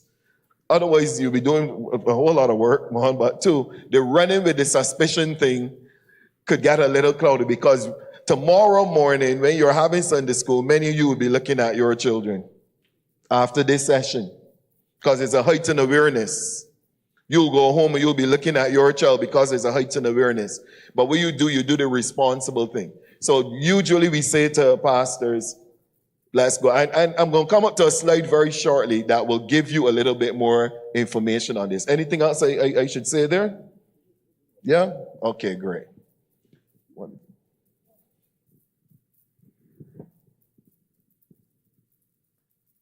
So I just wanted to say the young lady asked about what happens to the child. So during the investigation process, the department has a responsibility for the safety and the well-being of the child. So if the alleged perpetrator is in the household, our responsibility is to safeguard the child. So we usually ask the perpetrator to leave. If he or she decides they're not leaving, then the child would leave. So we would ask you, kind church people, to take in your your church sister's child, or we would ask a family member, godparents, etc. Or the extreme would be to place the child in foster care, or the extreme would be in the Rainbow Children's Home. So our responsibility is to always safeguard the child and ensure that they are safe until the investigation by police is completed. And while the child is out of the household, we refer to community mental health for services, as well as other support services that the child might need.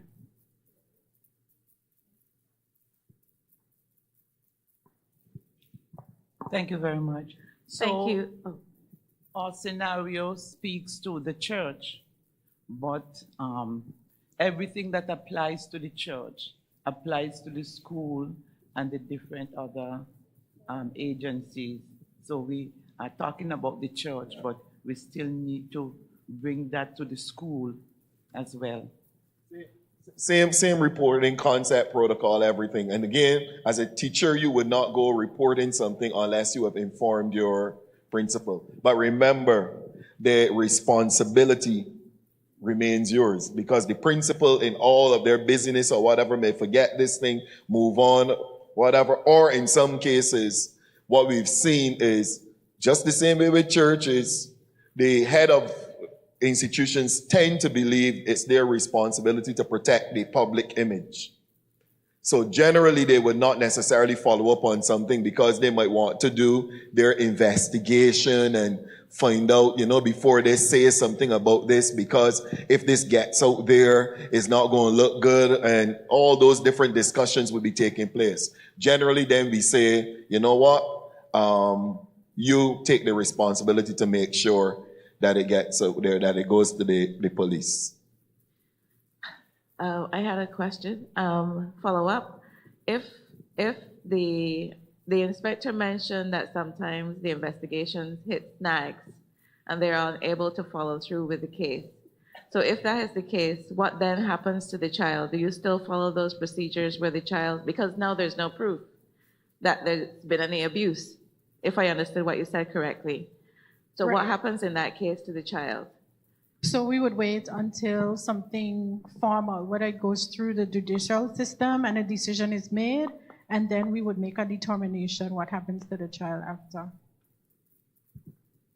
The child might stay out of the home for years, for months, for weeks. That is determined on the police investigation and what happens after that. So if the case is dropped, there's no evidence, then we don't have evidence to say that we can keep this child away from their family. But whatever decision we made, it's after the police investigation. That's a very good question you raised, because it doesn't say that something did not necessarily happen to the child, but we just can't get the evidence. In other words, there might be a lot of things why the child is not disclosing to us. Simply because of fear, she was threatened, and because her love, maybe for stepdad, maybe for stepmom, because we get children abused by females too. So I want you to understand that. So there may be a lot of factors as to why the child is not disclosing, and we sometimes know, but we just can't get it from them. So it's a very tricky, sensitive area for us, and the support, the most support a child can get, a big member of the family of the church, from the church, social development. You need a structure around the church to support that child, to give them the confidence that somewhere in the future, because I have cases where a lady, she's now 60 years old. She was molested by her stepfather when she was 14. She migrated to one of the bigger countries. And she made a report after 40-something years in that bigger country as to where she was abused. They interview her and send the investigation to us down here. So there are a lot of things sometimes where a child may not disclose immediately simply because of those things that I just explained. So the child still need that support throughout her entire life so that she can now develop and have that bravery and comfort to now say, okay, this is what would have happened to me. Well, there's a lifetime there. There's a lifetime. All right, folks, we're gonna have to shelve a few of the questions. Just keep those questions, and you can interact directly with. But just keep those questions for now, because we are still a little ways off of where we want to be. But I'm glad for the interaction, and I'm also glad that the agencies are here to be able to share with you directly. I think you just realized that the exact name of the agency. Right, the Social Development Department. I think you recognize that a whole lot is not in their hands when it comes to dealing with these matters, because the law enforcement is really and truly where it is at. And they're the ones who are pretty much giving support to the child, to the victim, the alleged victim. Take note, I said alleged victim at that point in time. All right, so thank you. Put your hands together for them and show some support. They're doing a good job. Don't let's beat them. They're doing a good job. So quickly, let's look a little bit at abuse. Abuse is any form of maltreatment of a child. Someone may abuse or neglect a child by inflicting harm or failing to act to prevent that harm. So if you fail to act also, it is also seen as abusive. You with me? Part of neglect too. If you fail to. So your responsibility is, if you hear, know of, whatever, you also do your very best to make sure that you help to protect the child. So there are a couple myths that I want to share with you. First one is, it's only abuse if it's violent. It's not true. When we were younger, we were told something that was really, really a big lie. Sticks and stones may break my bones, but words can never harm me. And that's not true.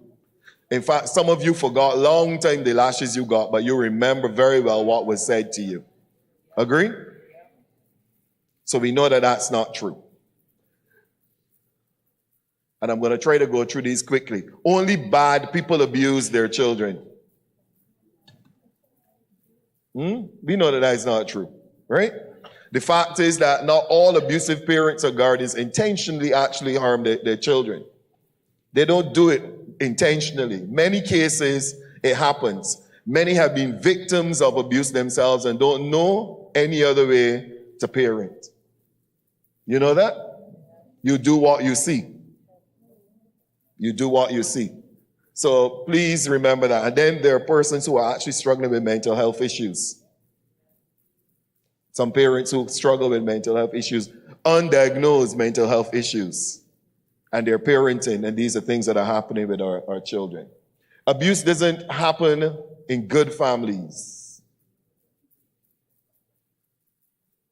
You ever saw those good families? Because they're good in front of us. They're very good in front of us. Agree? And we think that it is just a poor family dynamic. Because they're poor, abuse is more like, because you just heard me say 36 members in a household, so you think to yourself, well, that is poverty, that is white. But I can tell you this, that it can happen in any household. Any household. Of course, there are certain variables that increase the possibilities. Let me say it that way, that increase the possibilities. But it does not mean that that's the case. And many times what you see in public is not what is actually happening in private. All right? Just remember. Number 4, most child abusers are strangers. People actually believe so, that only a stranger would abuse a child. In fact, it's quite the opposite. It's quite the opposite. Many times, persons are abused by people that they actually trust. they trust them, and they find themselves as victims. Family members. Abused children always grow up to be abusers. We know, we say it hurt people, and that is true for the most part. But not all persons who've been abused, not all victims of abuse, end up being abusive. Many of them break the cycle. Many of them break the cycle. Many of them break the cycle. Even if they do it silently, many of them break the cycle. Right? And it is possible. And remember this, the abused, it is better to say the abused than to say victims, because a victim gives the impression that you will never ever be able to overcome this. You can break it, you can end up being an overcomer. Right? You can end up being an overcomer. So neglect, as we know, neglect is, and I'm purposely doing this because of what the studies are actually showing, that 30 years later, some people still don't know. Still don't know. So neglect is any situation where the basic needs of the child are not adequately met.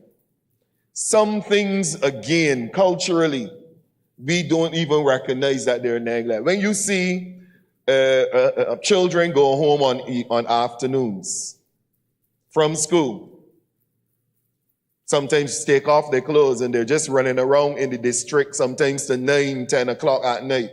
No adult in the area, nothing at all, nobody at home. Those are things that you should be concerned about. You're aware of that? Those are things which we might say, but that's how you grow, you know.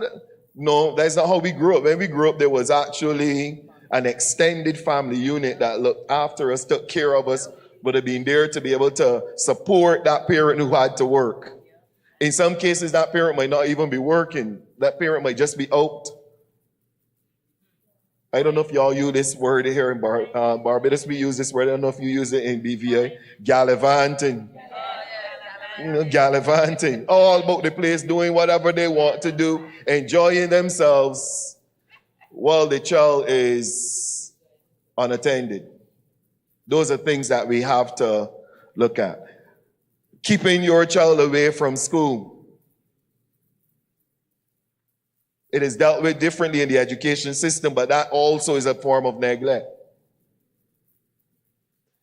In some cases, we are aware that it might be a case of poverty, but there are agencies that can assist you in that. So if it is, oh, well, I don't have any bus fare, oh, I can't afford to send the child to school because we have nothing to eat, you seek the assistance in society to be able to get it done. But it's not right for you to just keep that child. I probably should say this. I'm noticing a trend too of lots of our children being kept home to help parents in the shop and in the store. It's happening across the Caribbean. So they're at home, even if they're at home not well, but they're somehow at the shop helping. That's seen, right? Everybody else sees it at some point in time. They're at the shop helping, they're underage. It don't happen here in BVA, never. They're there and doing these things and helping out at the shop and doing all these things when really and truly they should be at school. And there are a couple little dynamics there taking place, inclusive of child labor.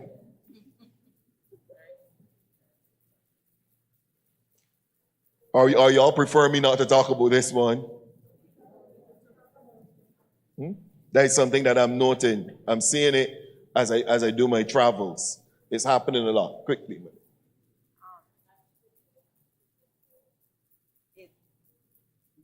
Good morning.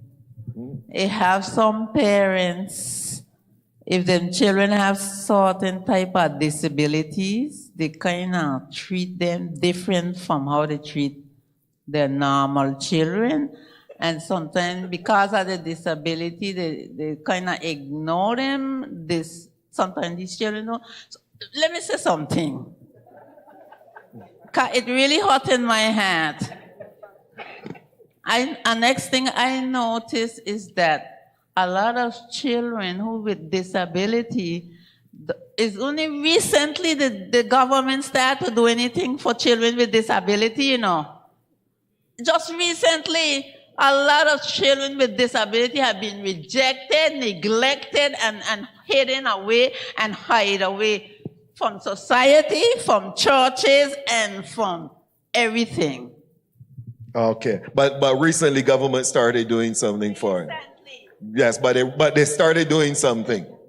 Okay, and I think that again is a dynamic all across the world because of the fact that they are seen as what we would want to consider a minority group. Unfortunately, in many cases, mainstream plans do not include them. But today we are thankful that there are so many different opportunities, inclusive of educational opportunities from the time they're in their formative years. But I'm glad you were able to get that out. Very glad you were able to get that out. So neglect could be physical, obviously, not giving them the things that they need. Emotional, the support that they need, emotional support. Not giving them medical support either. Hello? So they're not well for days on top of days. In fact, sometimes going into weeks. And we have not taken them for any kind of medical care. I may have a pain in my side and all you're doing is giving them ginger tea, because it has to be gas. You know that for some of us, everything is gas. Everything is gas. No matter what it is. My head hurts, it's probably gas. My toe is hurting, it's gas. Everything is gas. Every pain in your body is gas. Our responsibility is to make sure that we give them that necessary medical attention. Again, in Barbados, we have the free polyclinics, free medical services here. Good. So you can take them. There's no excuse.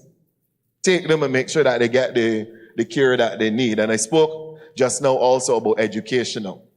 Physical abuse, hitting, shaking. Barbados, we had a case where a young man shook his nephew who was crying, a baby in arms, shook the nephew until the child died. Took the child and put them back in the cradle and left the house and went off.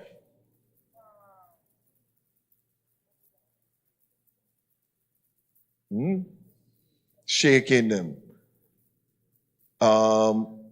Throwing, poisoning, burning or scalding, drowning. And because you're drunk doesn't mean you die. That's why people say death by drowning. So because you can drown and not die. Check it up and you'll see. Suffocating or otherwise causing physical harm to a child. Anything that causes that physical harm. Inclusive of if I have a medication that I'm giving the child that's not prescribed to the child, that could also be deemed abuse if something were to happen to that child. Everybody's with me? So sometimes you have leftover medication. Nobody want to look at me now. Sometimes you have leftover medication and you realize that the child seems to have the same symptoms as yours. You know that? So the flu that you had last week, suddenly now you think the child has that same flu. And you say, well, I got some medication here so I could give you. It makes no sense going to the doctor and getting the same thing and buying another one with your name on it. Most of us have done it. Prescribe certain things to the children. All of that. When you were younger and you got that little cap of brandy.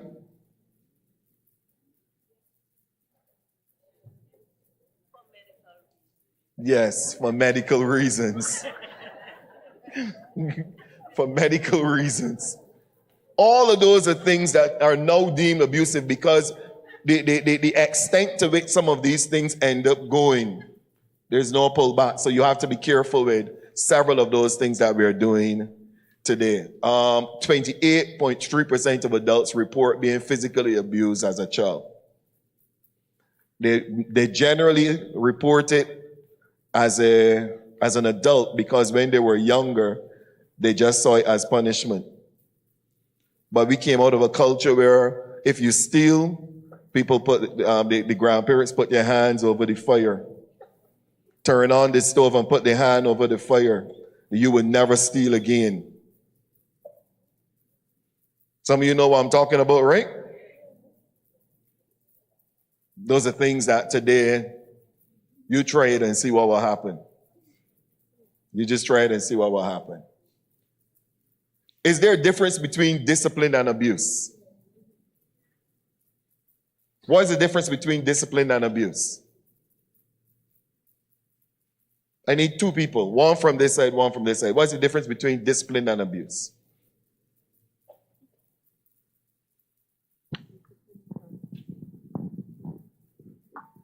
I would say discipline is the attempt to correct an inappropriate behavior. Did you hear? Yes. Anything else? The attempt to correct an inappropriate behavior. Okay, so an attempt to correct an inappropriate behavior. Someone from over this side. I would say discipline is, I would take a word, correcting a behavior without the person being harmed. And abuse would be somebody taking advantage of another where the person is harmed. So take note, without harm. Everybody's with me? Without harm. And that is the main thing there, without harm. I do this training for UNICEF. But before, as I said to you, I don't have to beat my children. I have to do anything of that sort. But when done the right way, tap on the hand saying don't do this goes a whole lot longer way than taking up a belt and beating the smithereens out of them when they're 13 or 14. You with me? So the discipline, really and truly, this is how I look at it. Discipline is done for the child. Abuse is done for you. So you become abusive when you feel as though you've come to your wits end and suddenly you just take up whatever and you just drop a lash on the child or whatever the case is. Probably you deserve the lash. But discipline is for the child's sake. So what you are doing is trying to do your best. You're not looking to harm the child. And this is not what some of you parents used to do years ago. No, I'm just letting you know that I'm only beating you because I love you. You remember those discussions? These 10 lashes that you're about to get for the tribes.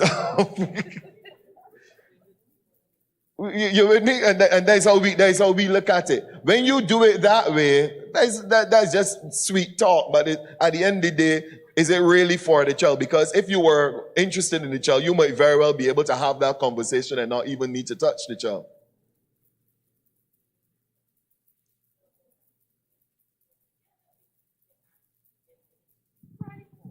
Oh, well, don't even talk about that part.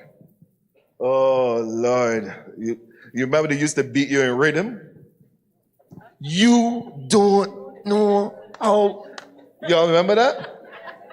Yeah. And if no tears come from your eye, you ain't crying yet.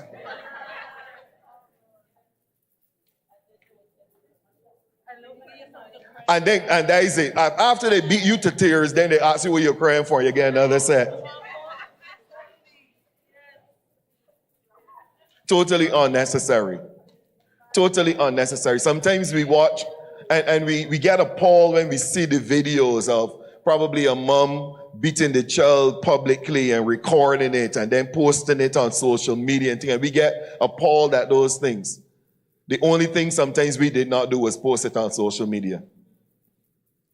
But everything else, all the anger, hitting them when you're angry, of course you're going to inflict harm.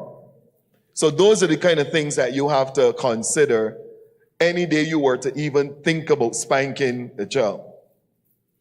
The rod of correction was not an actual rod. I'm messing up with your theology now. It was not an actual rod. So you know when the Bible says, thy rod and thy staff, they comfort me. What did they do? Thy rod and thy staff, they what? Well, I never ever could imagine that a rod, a correction that driving out the folly, would give comfort also. I remember when I was younger, my dad was a police officer, and they used to issue them with a little rod. You remember those rods? And then they started to have a little extension to them. And I remember seeing them go. Back then, you would go to a man and you would say, come and go to prison with me. But no, the man would walk down the prison. I saw guys riding bicycles down the road going to prison. I'm serious. Am I telling a lie? Back then, you're probably too young to know about that, but those days, you would say, get on my bicycle, and they would ride them to prison and arrest them. It was a rod, a simple rod. The rod spoke not to the actual whip that we know, not a whip. The rod spoke to the instrument of authority. Everybody's with me? And it is that instrument of authority that allows you that opportunity to be able to bring comfort to your child. So the rod, Jesus ain't beating you, God ain't beating you into subjection for you to behave yourself.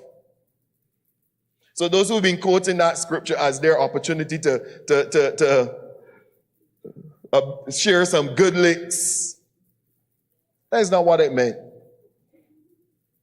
I know some of you going home now, man, and doing some exegesis. Let me find out what he really saying. It can't be the same thing if it says it's the same rod that is used and staff that comfort. They bring comfort and guidance. Comfort and guidance to us. Not beating us away or beating to smithereens. If you can have repentance, of course. When we're finished, we can go to the altar.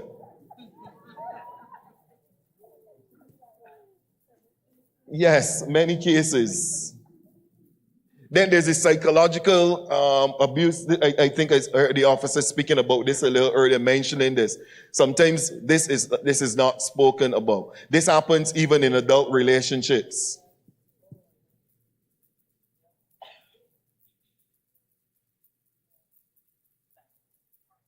When you decide that you're not speaking to that other person, that is abusive. I just want to position myself so everybody can look at me.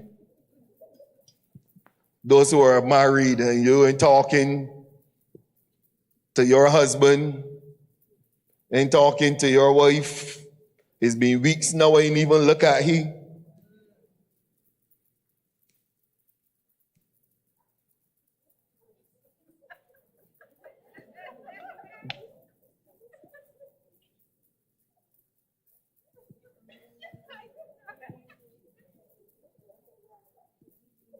Sorry for you to say so, Bishop, but he got to learn.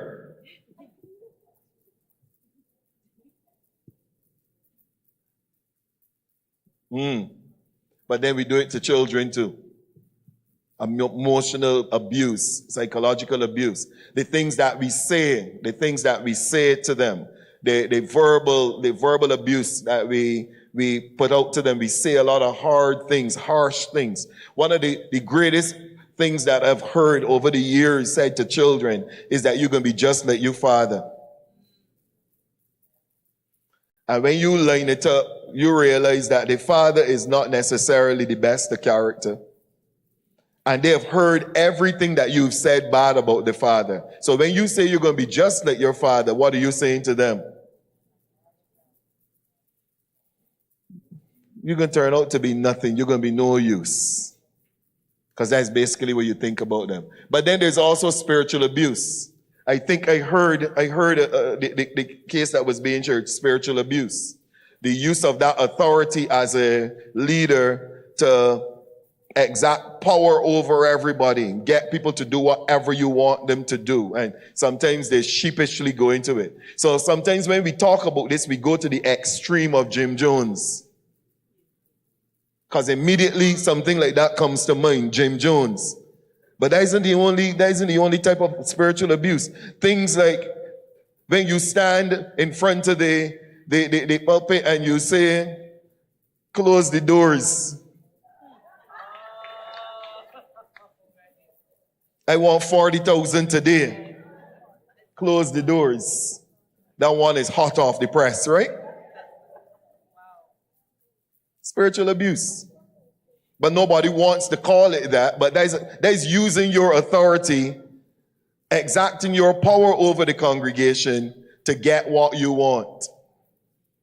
Worse yet, when we say, close the doors. Nobody's leaving here. I hear God saying.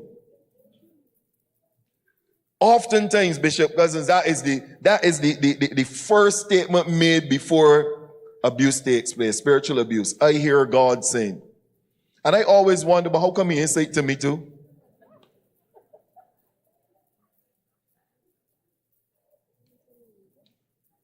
He ain't confirm it to me, but I hear God saying. And that's the start. I'm not saying to you every time you hear somebody say, I hear God saying, that is spiritual abuse.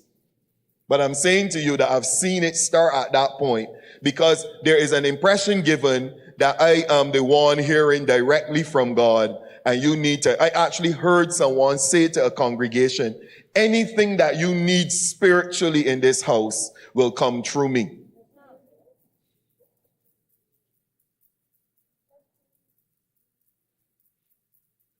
We can still go to church now and sing hallelujah. So it's total manipulation.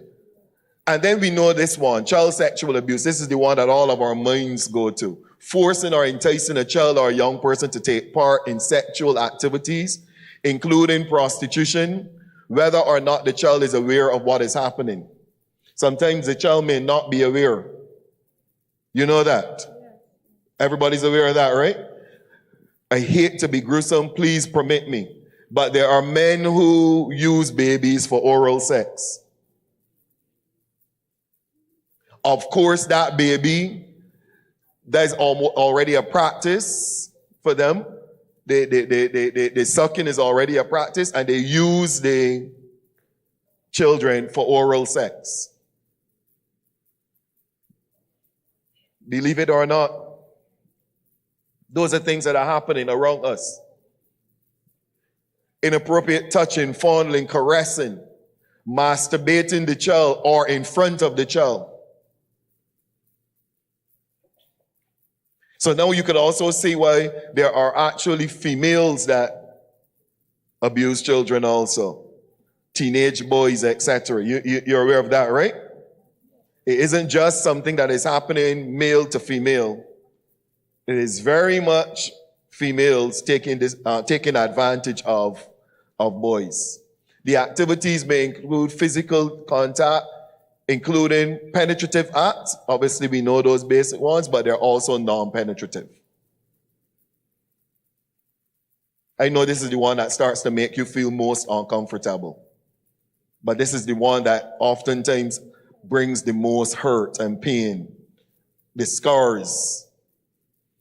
And as I've said to you, you're sitting amongst each other, not knowing that someone here may have walked through that.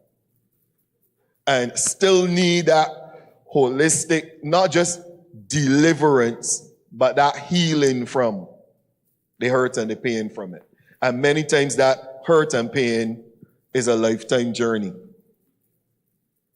It's a lifetime journey. People still remember. They may include non-contact activities such as involving children in watching pornographic material, those kind of things with you. Watching the child undress or bathe for the adult sexual gratification. How many of you know that that is a big thing in cyberspace? People go on the background of these sites, and it looks like a normal site. In fact, I challenge pastors and think to watch which sites you decide you're going to let host your website and those kind of things, because sometimes those guys are doing things in the background. Yep. You've had recent experience with it? Share quickly with us a recent experience. So part of my training is to visit these pornographic websites, which we call the dark web, the places that you don't know about. So I'm not talking about the regular website about where you go and do your online shopping. I'm talking about the deep, deep dark web, where we would have done some training and go there with the expert, trying to be a pedophile and trying to get those spouses to know that, okay, I'm a child, so I'm here to talk to you. And some of the things you see there and experience there will make some of you vomit. So I guess those are some of the things you're talking about. Yep, definitely. They parade children in front of the screen. They will go kidnap a child and bring this child into the space. And there are men who are paying lots of money just to watch them take the child's clothes off and those kind of things. In some cases, there's no real quote-unquote sexual act taking place, intercourse or anything, but all they're doing is taking off the clothes and they pay loads of money for this. Or fulfilling all of their dirty fantasies and those kind of things. And this is the sad part. I actually have the presentation here, but this is not, it would be way too much for us to do. But this is the sad part. Oftentimes it's just one click away for your child. One click, away for your child. So your child could be on innocently doing something or whatever, and then they see something and they follow the path, and before you know it, they are right in that space talking to somebody who is convincing them that they'll be the best person for them, acting as though they are their children. In fact, I saw it happen to an adult the other day. An adult, it actually happened with somebody who was communicating with someone from Barbados. And as they were communicating with this person, they actually got on a plane and came to Barbados to meet this lady. And the person never turned up. When investigation was done, it was actually a man that they were talking to for the last year and a half. And the man was just acting as though he was a woman, sending photos of a woman and all that. And then he got there and realized that the person he fell in love with and he went there to propose to was actually not a real person. It made international news and a program and all those kind of things they actually made. So these are realities. Your children may be on a phone all the time and you're wondering, why is she on the phone? Why is he on the phone? And they're having conversations with people that are, in many cases, pretending to be their age. They shot a photo of them and all those kind of things, and they actually believe that this is the person I'm speaking to. Of course, they're operating on the basis of their innocence. I'm gonna show you a little bit. They're operating on the basis of their innocence, but these are things that are actually happening.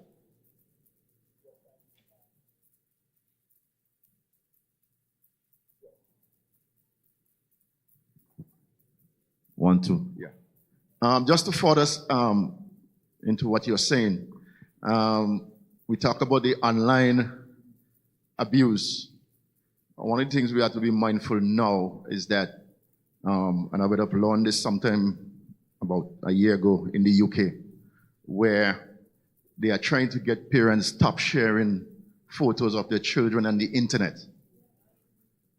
Okay, you go to a birthday party and you want to set a photograph, and then all of those photographs and Facebook to say, okay, this is my child photograph. Be careful of that, because the AI technology can replace that photograph in so many ways, in different paths, in exposing the child private paths, in those persons who are so technically savvy with the AI platform. So be mindful of those things. Very, very, very true. The thing about it is this: those persons who know technology can use technology to their advantage. They really can. So who are the perpetrators? Not the bad man down the road. Everybody with me? Not the person that you really suspect hate children and would do something like that to children. In many cases, not the man who just came out of prison and you know has urges and would want to do that to a child. But who are these abusers? Family members. Who else? Neighbors. You know the trusted neighbors that you leave the children with and just go off? You know that is really hard, you know. Because sometimes then you ask yourself, is there really a safe space? Those trusted neighbors, friends of your parents, parents of friends and friends of parents. I should not be swearing, but I swear to you that I made up my mind early o'clock that my child was never going on any sleepover. That's not where it ends, that I can't sleep too. So we could go.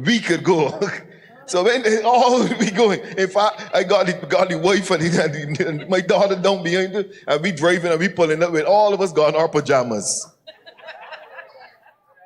But you ain't going there sleeping at nobody. Well, you gonna sleep at somebody buy a whole bed for you. Hello? So I recognize that there were instances where, especially after I started doing this training, I recognized there were instances where people became so trusting that they sent their children, they never went and investigated or anything. And this is what makes me laugh, you know. You want to transfer your child from a school and you go down there and torment the teachers. And you want to know everything and what you do and what they do on a daily basis. And you go and check the surroundings and you do all kind of things. But you pick up your child and drop them off outside and say, bye, enjoy your weekend. And you have no idea what is happening on the inside. You don't know what the sleeping arrangements will look like, nothing of the sort. All you know is that, but she ain't by herself. They got other people who are going to be there too. Now, if you've done it, just ask the Lord to forgive you. Don't look at me too funny. But I'm saying to you, you have to be careful these days with these kind of things. You with me? You don't know what kind of environment here. So you must, this has to be so trusted that you yourself know that you could go there, you could stay there. Not something that you just walk into and you just throw your child in there and say, enjoy yourself. I can meet you, I can pick you up on Sunday evening. Everybody's with me? I'm sure there are cases that came out of that before. All the time. The interest. Always pay attention to the interest the perpetrator shows in the child. They want to always take them somewhere, whether for ice cream, so we come into they want that. to take them for a drive and so forth, put them on their laps, shaking them on their laps and so forth. So I was principal of a school, and one day I felt it necessary to call all the males in the school. And I sat them down and I spoke to them directly about this. There is absolutely no parent here who wants to hear your daughter say, in fact, your son either. This afternoon, when I was sitting on teacher's lap, and you want to hear that? You want to know, and? Give me some more. And by that time, Collins, you call it the machete, like I sharpened it at both sides. And I want to know, tell me a little bit more. Keep talking. Because in my mind, I'm thinking to myself, this doesn't sound right. Something is wrong. I've told my children, my daughter now is 9 years old, and I've said to her, don't you ever sit on any male's lap like that. And I even caution her concerning females. Children know, you know, when even the female is acting a little strange. Yeah, they know. Right now I'm dealing with a case concerning that. They know when the female is acting a little strangely and that they need to watch it. And in fact, one child called it for what it was. He said, I think they are lesbians. I see them hugging up one another and sleeping in the bed together. And that's what the father found out. You with me? Those are things that we have to be aware of. I saw a hand over this side. And then I saw that one too. We can get the microphone to this young. No, I was just saying about the neighbor. Some years ago, my cousin, the one time she wasn't with her mom, the two brothers watch her. They have been watching her a while. She was 12 years old. They raped her, they killed her, they skinned her face alive, and was helping us to look for the body as well. So you have to be careful of the neighbors. And it was family friends. How much more evidence do we need now, right? In interviewing children throughout the schools, they are even wary of spending time at other persons' homes because they're afraid that most teddy bears and other items in the rooms have cameras. So they're very aware and savvy to that as well. There you go. So that's the good part about things like YouTube and things. It's actually showing the children these things. And the children are getting a greater understanding. And things that you might not be versed in and able to teach them, trust me, they're being taught right there online. Right? So trusted persons like teachers and pastors and youth presidents and Sunday school teachers and they're caught in the ones above there, all of them. They might be wealthy Sunday school teachers or wealthy pastors. All them in there. You with me? So these are the ones that we need to keep our eyes on. What does that sound like? Everybody. You never know where it can come from, but this is the thing. The closer the person is in relationship, the more likely it is for something like that to happen. Because the trust element is stronger. All of us here, I don't think there's any parent here who has ever, that's saying it very awkwardly. Every parent here has told their child, beware of strangers. Not so? Don't go with a stranger. But generally you wouldn't say don't go with so-and-so's dad. Because y'all were over there, but then the dad says, come with me. As far as they're concerned, very recently in Antigua, there was a case of a young girl being murdered. Y'all heard it, right? Very, very recently. Trust, the trust element. If there's one thing children do really well, is trust you. Until you break it. Let me tell you, until you break it. So then there's the groomers. We know the grooming. This occurs when someone builds a relationship, trust, and emotional connection with the child so that they can do what? Manipulate, exploit, abuse them. So this is what we were starting to discuss.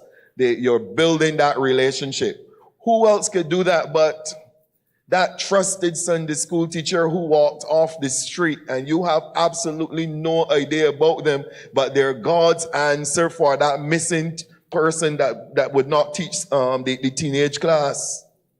And you're saying, thank you, Jesus, you sent a Sunday school teacher. And my goodness, he's also very talented. He could play the keyboard too. And wow, you see how he interacts with those children? Oh, he is all those little girls are always around him. They're having such a great time. Oh my goodness, God knows. In fact, some of you single ones looking at him from the corner of the eye. Me ain't interested in you, you too old.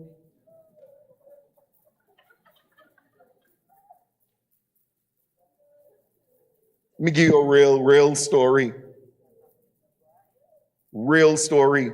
Guy serving at a church as a deacon for 30 odd years. I'm doing this training in another territory, another place. And when I'm finished the training, we all go home. And Bishop calls me.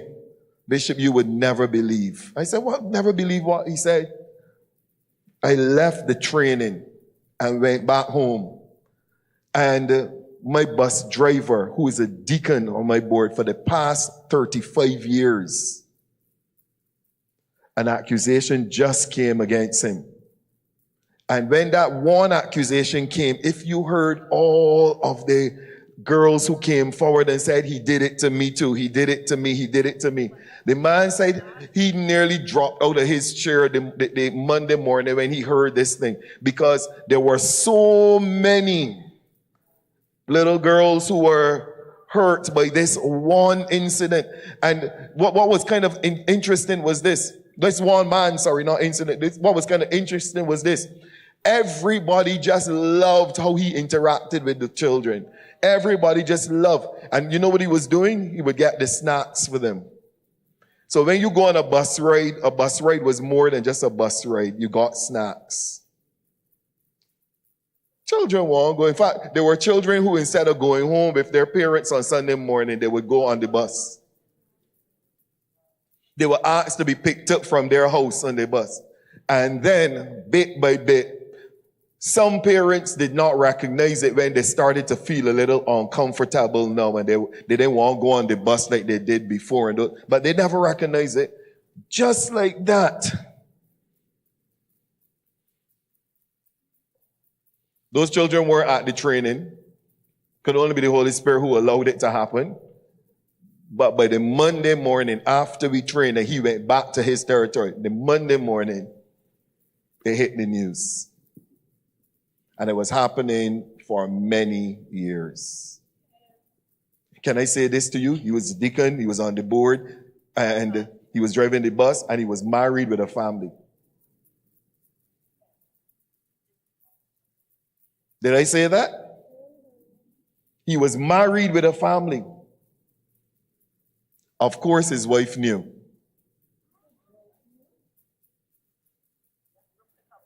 Of course, his wife knew. Women, be real. Y'all just know everything. And what you don't know, you think you know. Yeah. It was that. She knew. She knew. She knew that something was not right. Everybody's with me?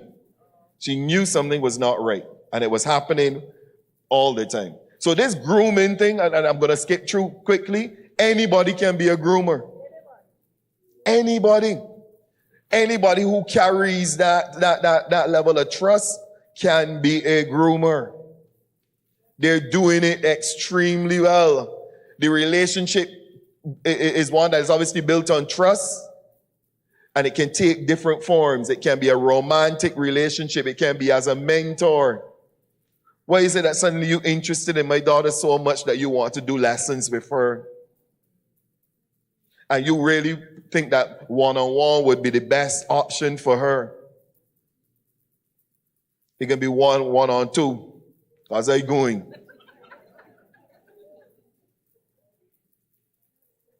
I'm telling you. Listen, I want to say this to you. After exposure to this kind of training, am I wrong, guys? When you're exposed to this kind of training, you become super vigilant. I'm telling you, you see things before you even come into contact with them. Sometimes it gets scary because you could find yourself prejudging things and all that, and gotta kind of back off and say, all right, don't let me psychoanalyze this. But you don't want to walk into those things where you walk up after all of this training. It is like the teachers who don't want a child who's not doing well at school. They just don't look good on you. So imagine I am doing all this training and then I'm going to just leave my children for that. Nah. So some things I had to tell them no, that I know it was a little challenging to tell them no about because they felt uncomfortable. And everybody else. Listen, I've said it over and over again. Everybody else is doing it is never said in our home. Because they know that because everybody else is doing it doesn't mean you have to do it. And I usually tell them, leaders don't do what everybody else is doing. You with me? You have to teach them, make sure that authority figure, that dominant person, and they're very persistent. They will do all that they can do. But this is what I learned about groomers. Groomers have time. Y'all are with me? They have time. You know why they have time? Because they're only working on one at a time.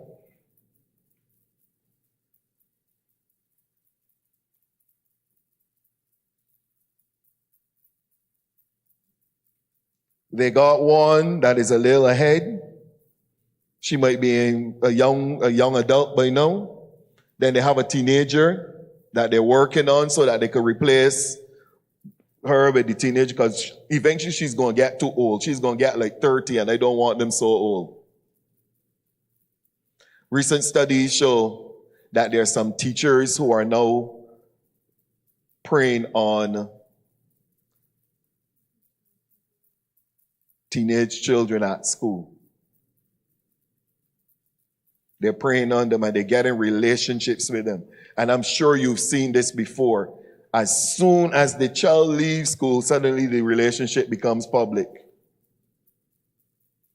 And they're walking now and going out with the child and thinking, and the child, 18-year-old, 19-year-old, you know that there had to be something there before. My music teacher that I would always be at his house recording music and all those kind of things. But what about this one? The fellas who lime around schools.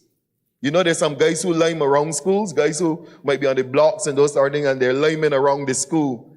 And you see him bareback walking next to your daughter every evening. Your daughter is 14 or 15. And he ain't even finished school. He in school age no more. Let's say it that way, because he ain't finished school. 20, 21. And every evening he's walking with your child. Just waiting, in your opinion, just waiting until the child comes to age. They ain't waiting in many cases. Happens all the time. But we turn a blind eye to it. We need to speak to it. We need to speak to it. We need to say something about it. Worse yet, your child, your underage child, is talking to a young man. And you inviting them for Sunday lunch and all kind of stupidness. I know you can go quiet now. Tell them to come to church. Let's introduce it to Pastor Cousins. See if he could get saved. You forget that he's 21 and she's 14. Before we even get saved, let's think about this age difference. I started to get funny. Let me talk to you because they may want to talk to me no more. They're looking down and doing all kind of different things. Something is wrong. Something is wrong. Something is wrong. Something is wrong. My son is 15 years old, and my son knows that he can't be talking to, when he hits 16, 17, 18, he already said, there's little girls who are 4, 5, because you can't be talking to them. So yes, we may be going to school together, but he's 18 and the girl is 14.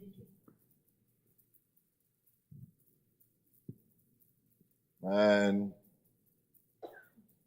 you getting a little too think about this here, man. You getting too serious. Ain't that serious?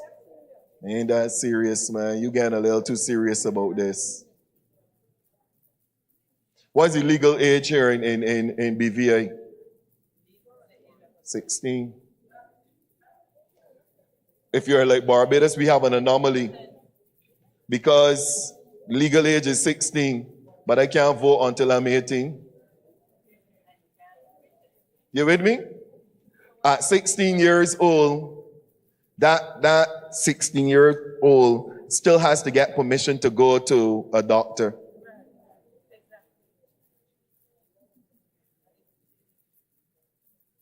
You see the anomaly? And when you look your daughter in her eye, you still see your little girl. But when women wants to so, I know the men can see the little girl. Right? And you forgetting about the law and the role you play, and you say, what foolishness is this? Because that doesn't play anymore. So I'm saying to you, we have to speak to these kind of things also. Speak to them, because we are setting a bad example when we allow those things to happen. I want to bring this in because we have a lot, and trust me, there's a whole lot more as cousins that I have not been able to look at. Probably, never know, probably during convention or something, might be able to look at the possibility of finishing it up. 3/4 of the respondents in that survey that I was talking to you about said that grooming was a problem, though 50% said it was a minor problem. It was minor. This is what BVA is saying. This is what BVA is saying. Ain't too bad, you know. So I want to say to you that it is abuse if he never touches her, but they're having sexual conversations. They're sharing photos. And you know what type of photos we're talking about. All of that is abuse. Am I wrong? All of that is abuse. So she knows what every body part that he has looks like. But we never do nothing. Yes, you did.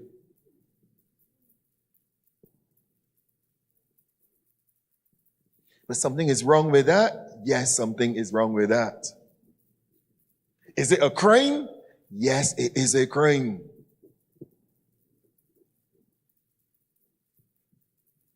I hope that your quack does not speak to this 50%. Because, you know, sometimes we are so nice that we become complicit. You know that, right? 1/4 said that they were unsure and wouldn't say it. So they weren't too sure about this grooming. Some 74% of the respondents did not know of any case of grooming, and 10% did.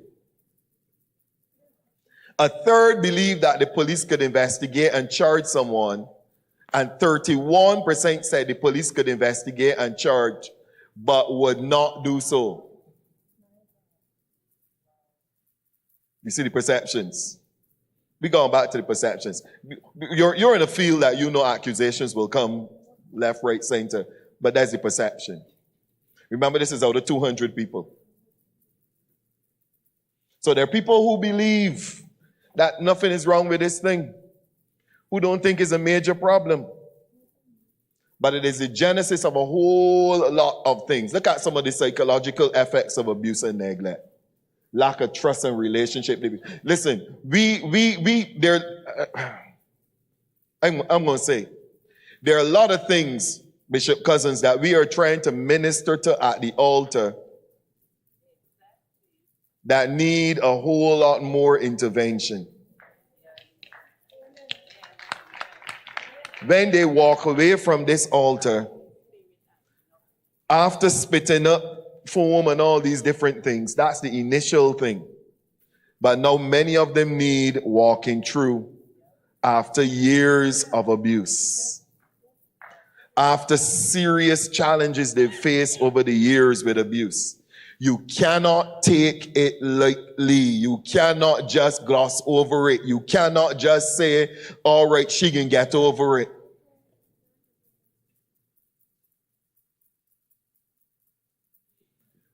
So a lot of our efforts fall to the ground because a lot of the things that they're dealing with it are deep-rooted and systemic.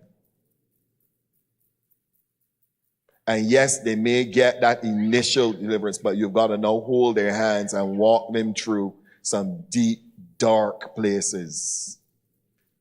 You think that young person who is addicted to pornography got up one day and decided they were going to be addicted to pornography. They're addicted because the initial exposure was the starting point. And today, some of them are adults, big grown men, 50s and 60s, still addicted to pornography. Everybody's with me? Sometimes that young lady's promiscuity is because she was exposed to it before her time. Somebody, that's how we say, somebody interfered with her when she was young. She was abused. Call the word. It was abuse. Call the word. She was abused. And as a result, now she's carrying a whole load and she's being a terrible parent. And you're saying, why is it she gonna curse and get on so and everything is always a fight? She is still carrying a whole set of hurts and pains and those kind of things that you don't know anything about until she's in a quiet space. There are some who recoil from society and go into that dark place, but then there are some who go at society as aggressively as they possibly can.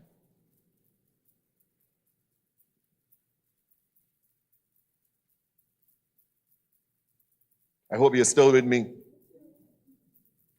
Hope you're still with me. So it is incumbent upon us to look at these things, core feelings of worthlessness. They feel as though they have no worth, no value. And what you see is the execution of that thought pattern.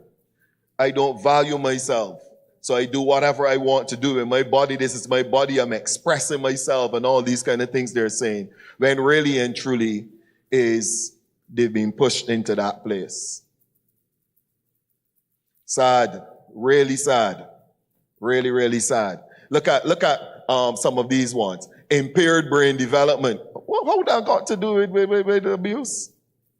Yeah, studies show. Juvenile delinquency. I know you knew that one for sure. Developmental disabilities, socializing problems, poor school performance, depression and suicide attempts. All those ones you knew. Substance abuse, teen pregnancy, adult criminality, all those other ones you knew. Just remember, we're not just talking here about sexual abuse. We're talking also about that physical abuse, all the other things, the neglect, all the other things, culminating in all of these challenges then that you have to face. Wow. Wow, right? As I bring this in, what does the church have to deal with? Tell me, you read it for me. Damage and hurting people. What? People who create relationships issues because of what? You ever said so about somebody? A real bad attitude. Many times it's because of that. Persons who always appear, they won't go forward, and so they will come to the altar every Sunday, and you will go up, they will go off smart, and then they will be back here again, many times because of these situations. Withdrawn members who prefer what? Their own space, and they're always suspicious. You know, there's some people who are always suspicious, who do everything from a distance. Call fellowship evening, and they surely won't be here. Because they want so much interaction with these people. So they do everything on a they want their help, but they don't want you to be praising into their business and knowing too much about their past and all the things they've walked through. People who avoid intimacy. And this leads also to a lack of intimacy with God, because many times they blame God because it was a Sunday school teacher. And it was the church that I was going to. So you imagine all those young ladies, when they drop out now from church, God forbid, but when they drop out from church, it was because it was a deacon on that board, sitting, preaching the word and those kind of things, who was abusing them. And they start to see it now from a totally different perspective.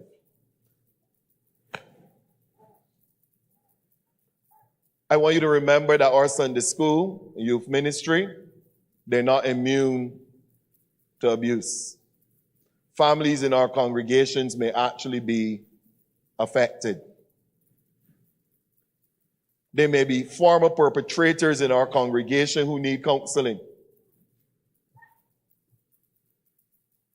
You know that? That as we start to talk about this, it takes them back to a very bad, dark place. Anybody knows what I'm talking about? Takes them back to a very dark, bad place. In fact, this session here itself may be carrying some of you back to a very bad place. And you were a little anxious. There may be somebody who has not come to this session today because they were avoiding this type of discussion. And they found a good excuse to tell you why they weren't coming. Child sexual abuse affects marriages.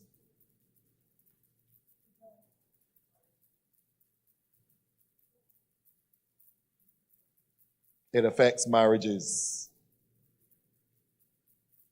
And as we know, all forms of immorality is sin. I want to encourage you, church, to start to take it seriously. I'm going to end with this slide. 2014, David Hayward did a study, and he said that there were 10 reasons why abuse is easy in church. As you go through these, I will not need to give explanation because you will understand. You will understand. The church silences abuse in order to protect ministries. We know that, right? Because if they hear that there was a case at IWC, nobody ain't going to want to send the children there.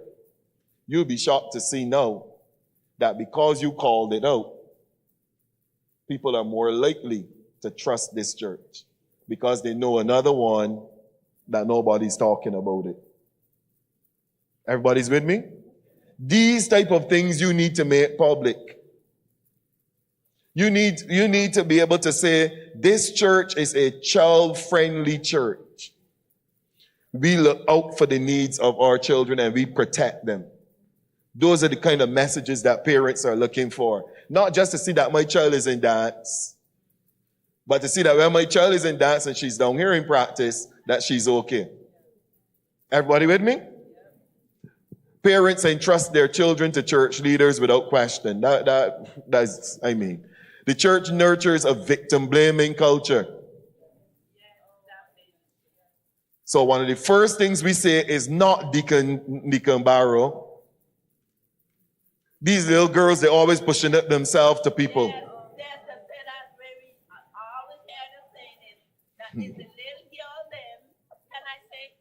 You said it. We heard you.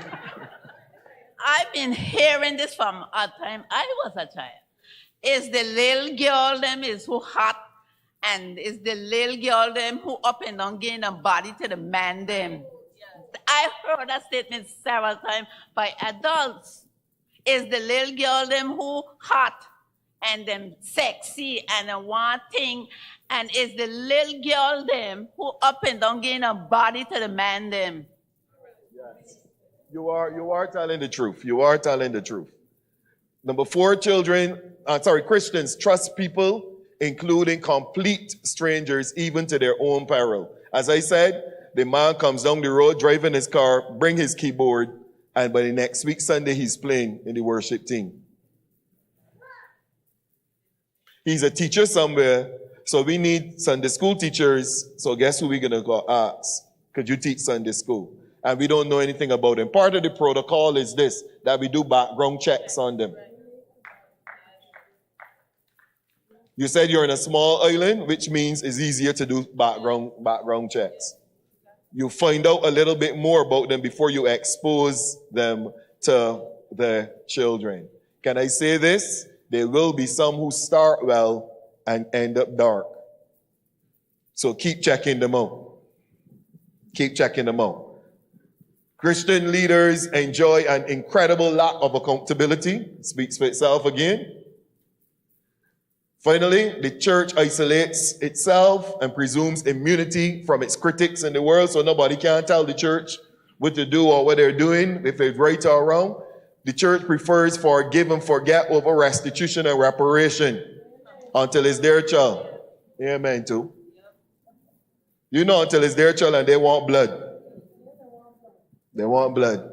But come on, man. Brother Barrow was here for years. Leave the man alone, man. That is just a mistake.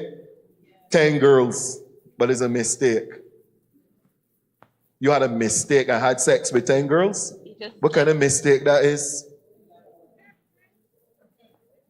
Something gotta be wrong. Criticizing and judging is unchristian. So we believe that when we call these things out that we're criticizing, we're judging. Appealing to the secular courts is blatantly unbiblical. So we don't believe that we should say anything or carry it to the police, because if we carry it to the police and it goes to court, the scripture says you're not supposed to carry somebody to court. It's not true. Again, read that scripture in context and you will see what was being said. If that is the case, the scripture says you're not supposed to. It actually speaks to a believing brother, believing sister. They may believe him when they're behaving like that. All right? They're criminal. Let them go to the court. Let Brother Percival deal with them. He and his gang. Appealing, right. And then finally, many Christians won't believe a spiritual leader would harm someone. Not the pastor. So I saw, and I'm switching this off, I saw the very worst thing possible.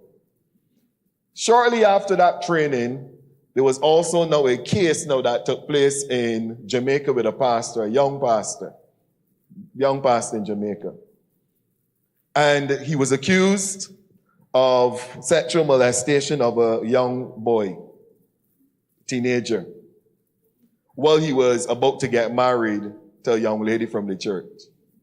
So he was in his 30s or so. He was about to get married, and here he was in a relationship with a young boy. After then, they found out that there were some others.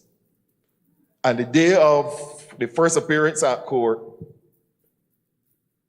church members are standing outside saying, "Not our pastor," and chanting, "Not our pastor, he's a good man. We gotta learn to forgive." And they're out there chanting and getting on and keeping a lot of noise and those kind of things. Because as far as they're concerned, the man of God is above reproach. Tell somebody, be the voice. Be the voice. Be the one who sees something and says something. Do not take these children for granted. Every damaged child represents eventually a hurting, damaged society.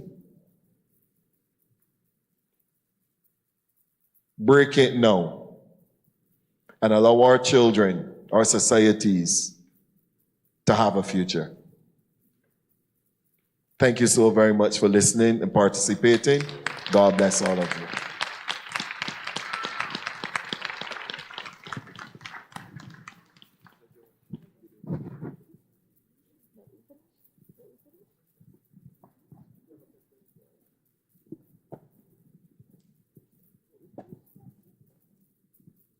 Good afternoon, everyone. It's my task to say thank you. And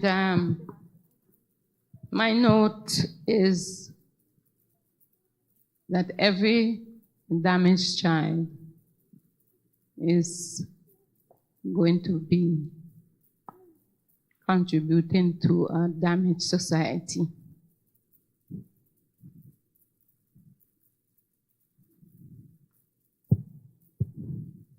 First, I must thank God for allowing us to be here through His traveling mercies with the roads, the rain, but we made it.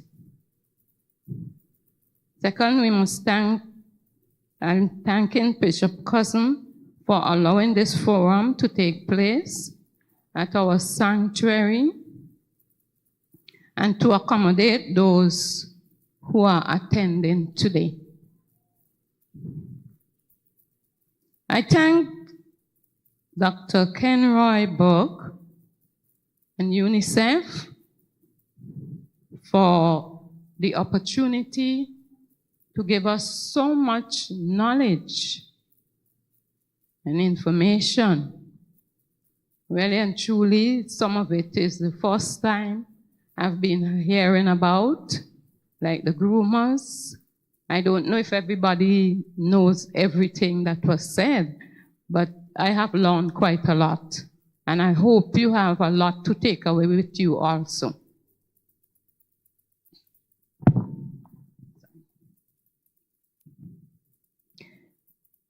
You will agree with me that it was a time well spent. And that we have grown in our thoughts, in our knowledge, and how to be a voice in our community.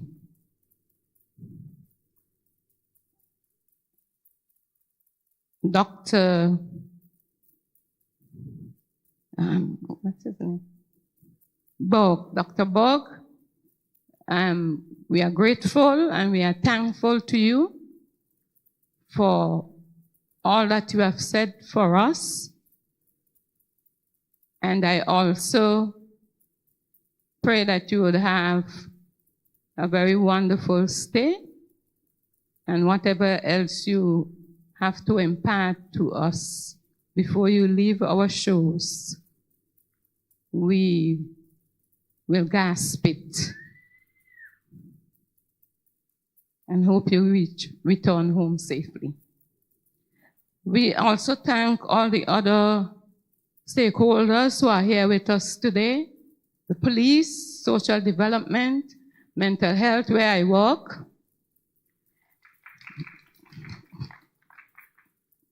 our church family. Can't forget our church family either.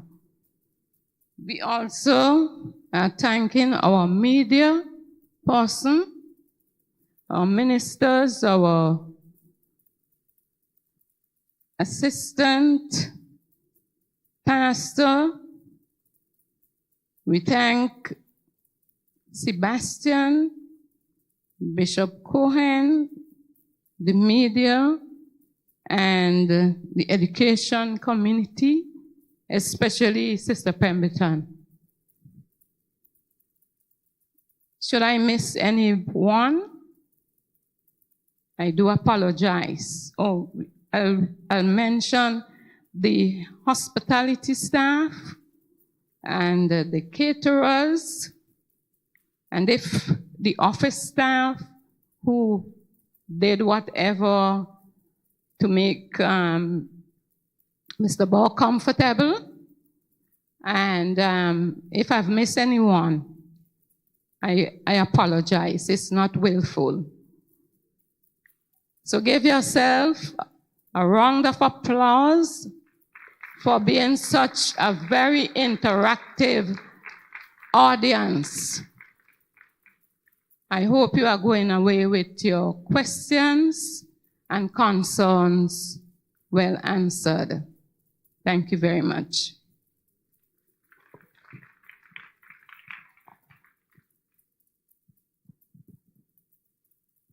So if you would look up on the screen, we have some information. Please take note. We have our phone so we could, take a picture. Very important. And you had mentioned, heard her mention thanking the caterers. So we do have something downstairs for everyone. So afterward. So thank you all for coming, and please join us downstairs for some little eats and greets. Okay? And do interact and mingle. Thank you.